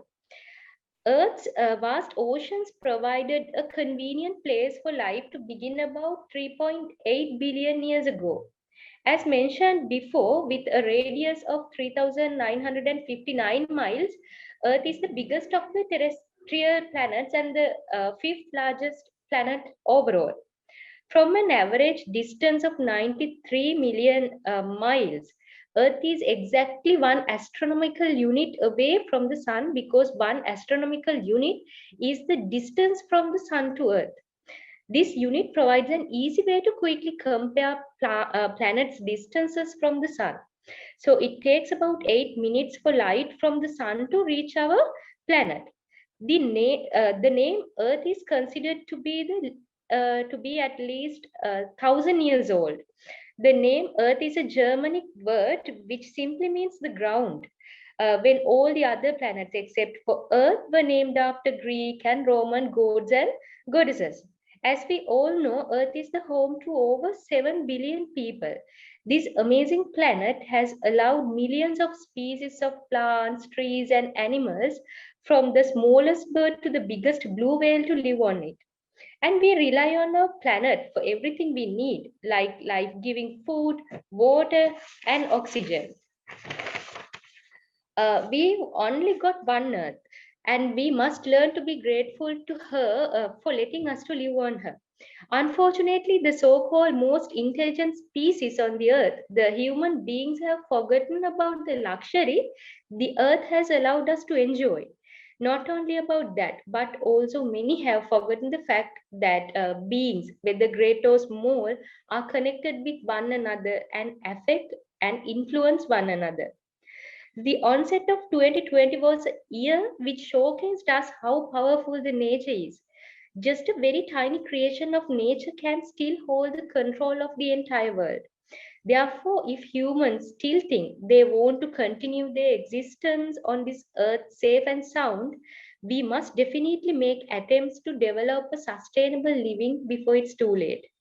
I'm sure that we will be able to listen to a number of important scholarly articles on how literature is intended to contribute to the assurance of the existence of human beings on this beloved earth in order to prevent their extinction. So I think I am intending to give a very short speech, because it's close to 12:30 now. So thank you very much, and thank you very much for this opportunity.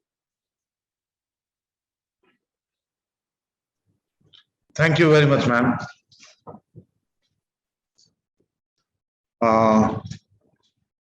Budha Charanji is still not there, but Budha Charanji is there now. Yeah.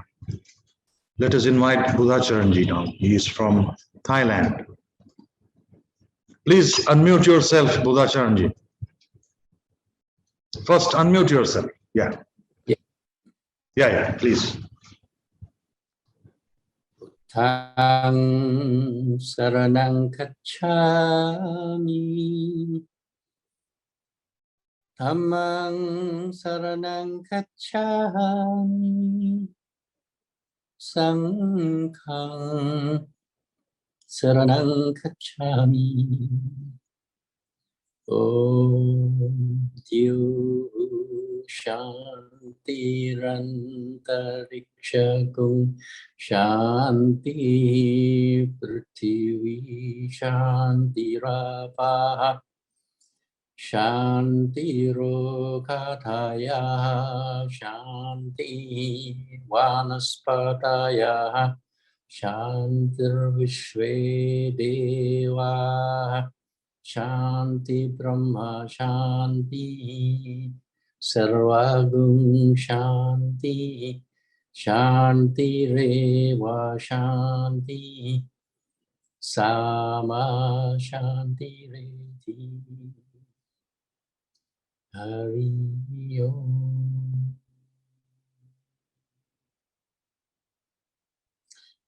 First, I'd like to appreciate all the organizers and all the friends from different parts of the world.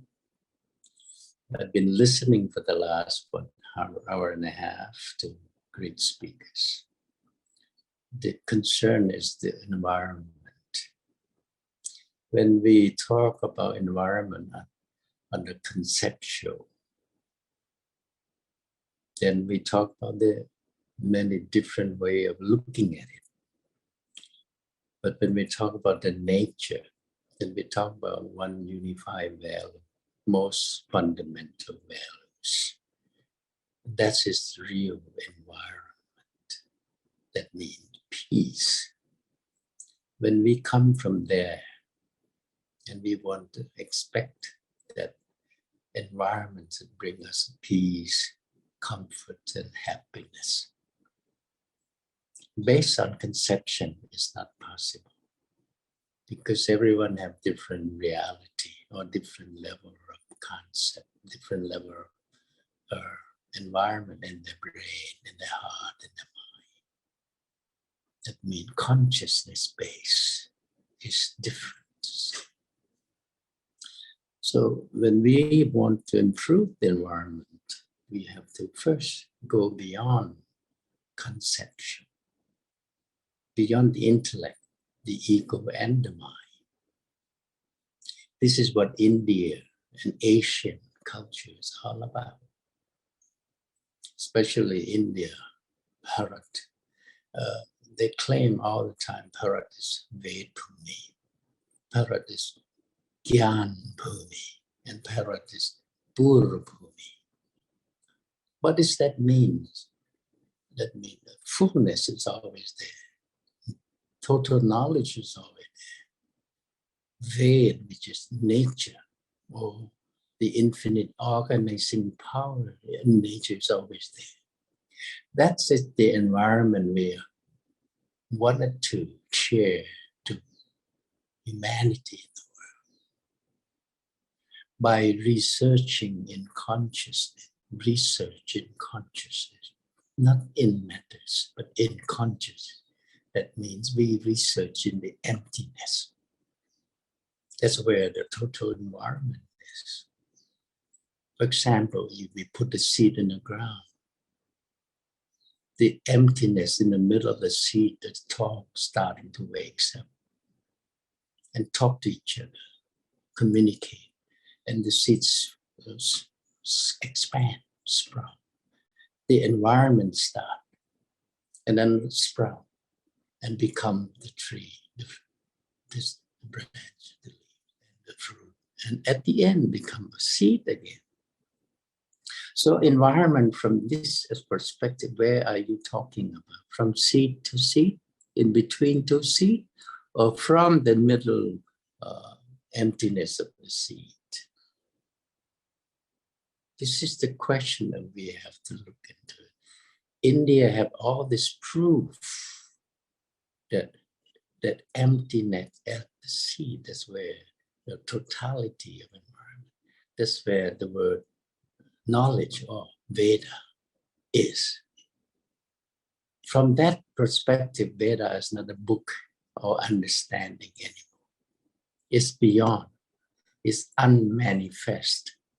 So when we talk about Veda or knowledge or environment in this perspective of conception, there's no solution. There's no solution. We're only dreaming. Why we are dreaming? Because we are in a different yuga.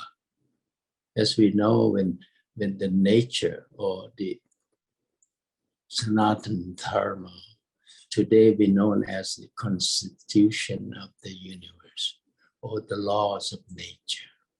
When that laws of nature is fully lit, fully vibrate, then we're in the Satyuga or complete knowledge. And when that is reduced to 75%, we are in a different yuga. you 50, you do up and if that law matches function with 25%, this is where we are.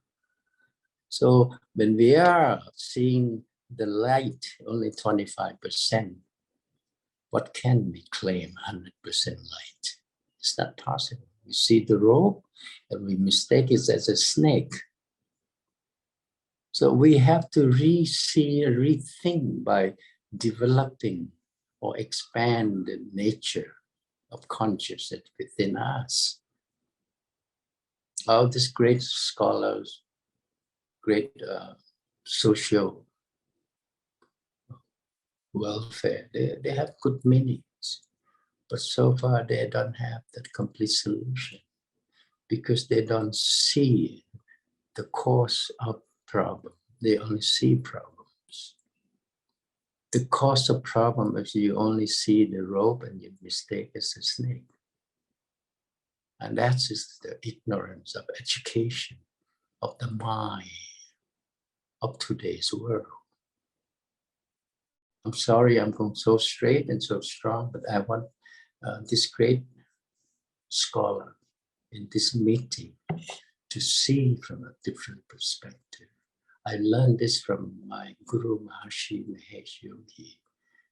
He gave me a program. You research in your own nature, your own consciousness.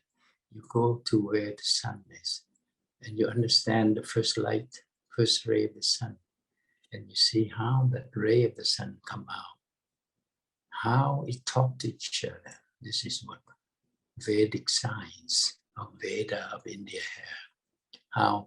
How the memory is called Smriti wakes up, and then the sound came out called Shruti.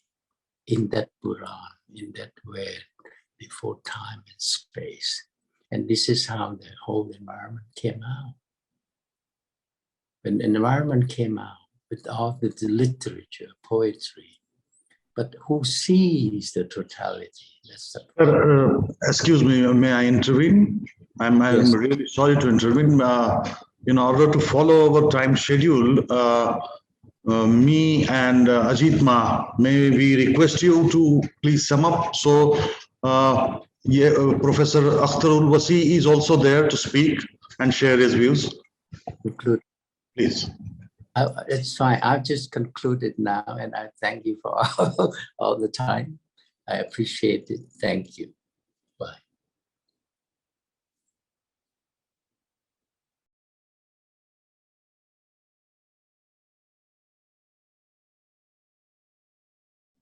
Thanks a lot, sir. And I'm really sorry to intervene. Could we now invite Professor Akhtarul Wasi sahab? बहुत शुक्रिया। मैं सबसे पहले माई अजीत कौर का, साहित्य academy का शुक्रगुजार हूं कि उन्होंने ऐसे अहम मौजू पर बात करने के लिए हम सबको यहाँ जमा किया। आज का जो विषय है और जो मौजू है वो बुनियादी तौर पे इस बात का सबूत है कि हम किस कठिन दौर से गुजर रहे हैं। हमें ये समझना चाहिए कि माई अजीत कौर जो बरसों से इस काम में लगी हुई हैं, एक जागृति पैदा करने में लगी हुई हैं, और हम उनकी जो चिंता है वो हमारी चिंता को अपनी चिंता बना के एक चिंतन के जरिए चेतना में बदलना चाहती हैं। इसके लिए हम सबकी तरफ से उनके आभारी हैं, उनका शुक्रिया अदा करते हैं। साहित्य एकेडमी भी इस काम में बराबर से मदद दे रही है, उसके लिए हम उनके भी शुक्रगुजार हैं। देखिए, या तो ऐसा है कि इस दुनिया में हम साथ जिएंगे या साथ डूबेंगे, एक सी तरह से हमें समझ लेना चाहिए। अगर हमने वातावरण की या पर्यावरण की या एनवायरनमेंट की, जो भी नाम उसे आप दें, उसके लिए कोई चिंता नहीं की, हमें ये नहीं भूलना चाहिए कि बुनियादी तौर पे जो इस वक्त सूरत हाल है वो हमारी अपनी पैदा की हुई है, किसी और की नहीं है। कुरान में एक बात कही गई है, बहुत अच्छे संदर्भ में कही गई है, बड़ी चिंता के अंदाज में कही गई है, और वो क्या है, वो ये है कि जमीन और आसमान, जमीन और तरी में यानी समंदर में फिसाद फैल गया है, और ये सब इंसानों के करतूतों की वजह से। तो यही एक बात है जिसे हमें समझना चाहिए। हमारी जो प्रॉब्लम है वो ये है कि हम अपने वक्ती फायदे के लिए जो दूरगामी परिणाम हो सकते हैं हमारी गलत पॉलिसियों का, उसके बारे में हम नहीं सोच रहे हैं। हम दरियाओं का, जंगलों का, पहाड़ों का जो महत्व है उसको जानते बूझते भी हम मानने को, समझने को और उसे बचाने के लिए तैयार नहीं है। एक यही चिंता है जिसको के हमारे यहाँ जो एक्टिविस्ट हैं वो भी कर रहे हैं, और जो हमारे यहाँ शायर हैं, अदीब हैं, लिखने वाले हैं, सोचने वाले हैं, वो भी सोच रहे हैं। और उसका सबसे बड़ा उदाहरण जैसे मैंने दिया शुरू में, माई अजीत कौर मौजूद हैं, वो कर रही हैं। आज जो हालत है वो क्या है, आज हम सीमेंट के जंगल बनाए जा रहे हैं। सीमेंट के जंगलों के बनाने की सूरत में क्या हो रहा है कि बढ़ती हुई आबादी का प्रकोप जो है वो हमें एक तरह से फ्लैट नामी घोंसलों में सीमित कर देने में लगा हुआ है। और फ्लैटों की हालत क्या है, एक शायर ने इसको इसी बात से कहा कि मेरे घर में धूप खुशी की आए भला तो कैसे आए, मेरे घर का आंगन छोटा दर नीचे दीवार बुलंद। ये एक समस्या है जिसे हमें समझना चाहिए। जब हम घने जंगल बना लेते हैं सीमेंट के, स्टील के, तो नतीजा ये होता है कि जमीन की कोख में हम एक तरह से लोहा उतार देते हैं। लोहा उतार के उसे बांझ कर देते हैं, उसकी शक्ति जो है उसको बुनियादी तौर पे उसका दुरुपयोग करते हैं। और नतीजा क्या होता है कि उस सीमेंट के जंगल में के नतीजे में हरियाली जाती है, पेड़ जाते हैं, हरियाली और पेड़ जाते हैं, तो फिर हम जो चिड़ियों की चहचहाहट है उससे महरूम हो जाते हैं। जो हमारा एक दूर तक देखने का विजन है उससे महरूम हो जाते हैं। और ये तमाम चीजें जो हैं मानवता के लिए एक घातक हैं, इसको हमें समझना चाहिए। मैं एक दफा फिर माई अजीत कौर को मुबारकबाद देता हूं और दुआ करता हूं, और उम्मीद करता हूं इस दुआ में हम सब शामिल होंगे कि अल्लाह उनको लंबी उम्र दे सेहत के साथ, और वो इसी तरह सक्रिय रहें, हमारा मार्गदर्शन करती रहें, और साहित्य एकेडमी जो है इसी तरह से सहयोग और समर्थन करती रहे उस एजेंडे का जो फौसवाल देख रहा है।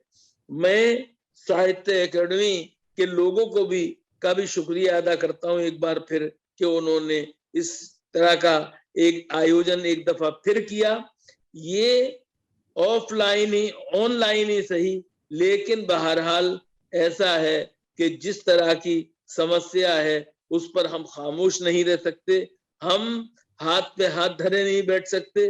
हमें कहीं जहां पर भी रहें इस काम के लिए एक नई बेदारी, एक नई जागृति, एक नई चेतना पैदा करने के लिए काम करता रहना चाहिए। और ये काम आज के जमाने में अगर सबसे ज्यादा कोई कर सकता है तो वो हमारे कलमकार कर सकते हैं, क्योंकि कलमकार जो हैं वो अपने चिंतन से हमारी जो चिंता है उसको चेतना में भी बदलेंगे, और साथ में समाज के अंदर एक ऐसा परिवर्तन लाएंगे सकारात्मक सोच की बुनियाद पे, जिसके नतीजे में कि इंसान अपने आप को खुदकुशी करने से बचाएगा और दुनिया के अंदर एनवायरनमेंट जो है, वातावरण जो है, पर्यावरण जो है, उसकी सुरक्षा करेगा। याद रखिए, अगर पर्यावरण सही रहेगा तो हम भी सही रहेंगे, और अगर पर्यावरण सही नहीं रहेगा तो हम भी सही नहीं रहेंगे। हमें कोई बचाने वाला नहीं होगा सिवाय इसके कि हम खुद ही एक सचेत हों, एक तरह से बेदार हों और आगे बढ़ के इस काम को हम संभाल लें। बहुत बहुत शुक्रिया. बहुत बहुत शुक्रिया साहब. Ajitma, I'm not sure if Anand Kumar ji is there. So should I thank?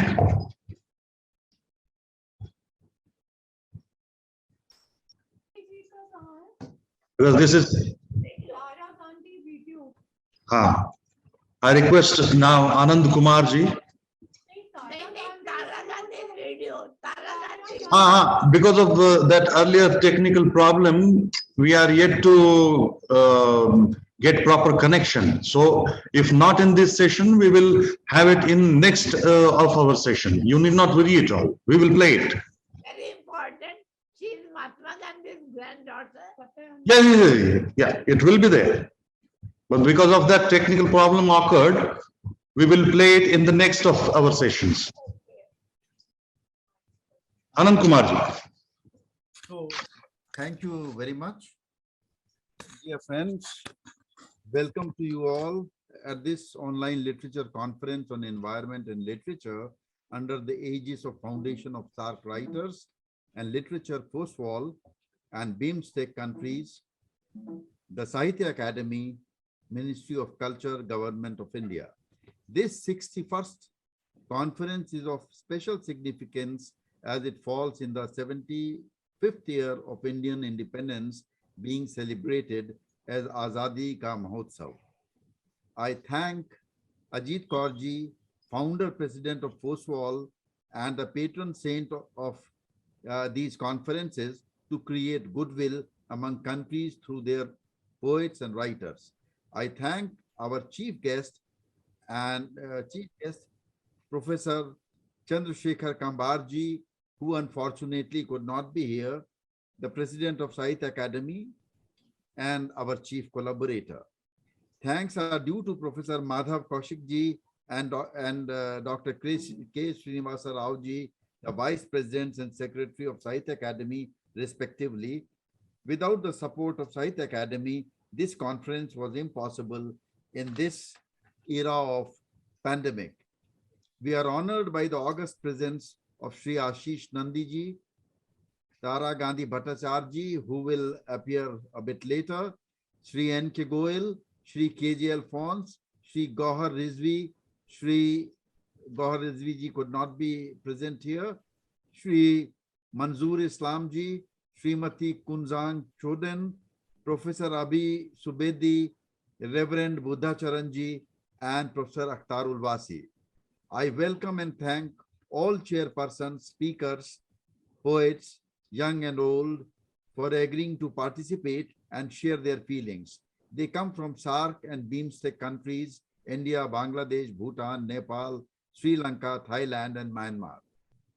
I thank Arpana Kaurji, the famous international artist and a constant support to FOSWAL morally and financially. She is the spirit behind her illustrious mother, Ajit ji. Last but not least, I thank Sri R.K. Sethi and Sri Praveen Kumar in the FOSWAL Secretariat for all the labor and details that went behind this event. Madams and sirs, we are indeed honored by your presence and participation. May peace reign on all life and matter in the universe. Thank you all. Thank you. The inaugural session ends here. Thank you all.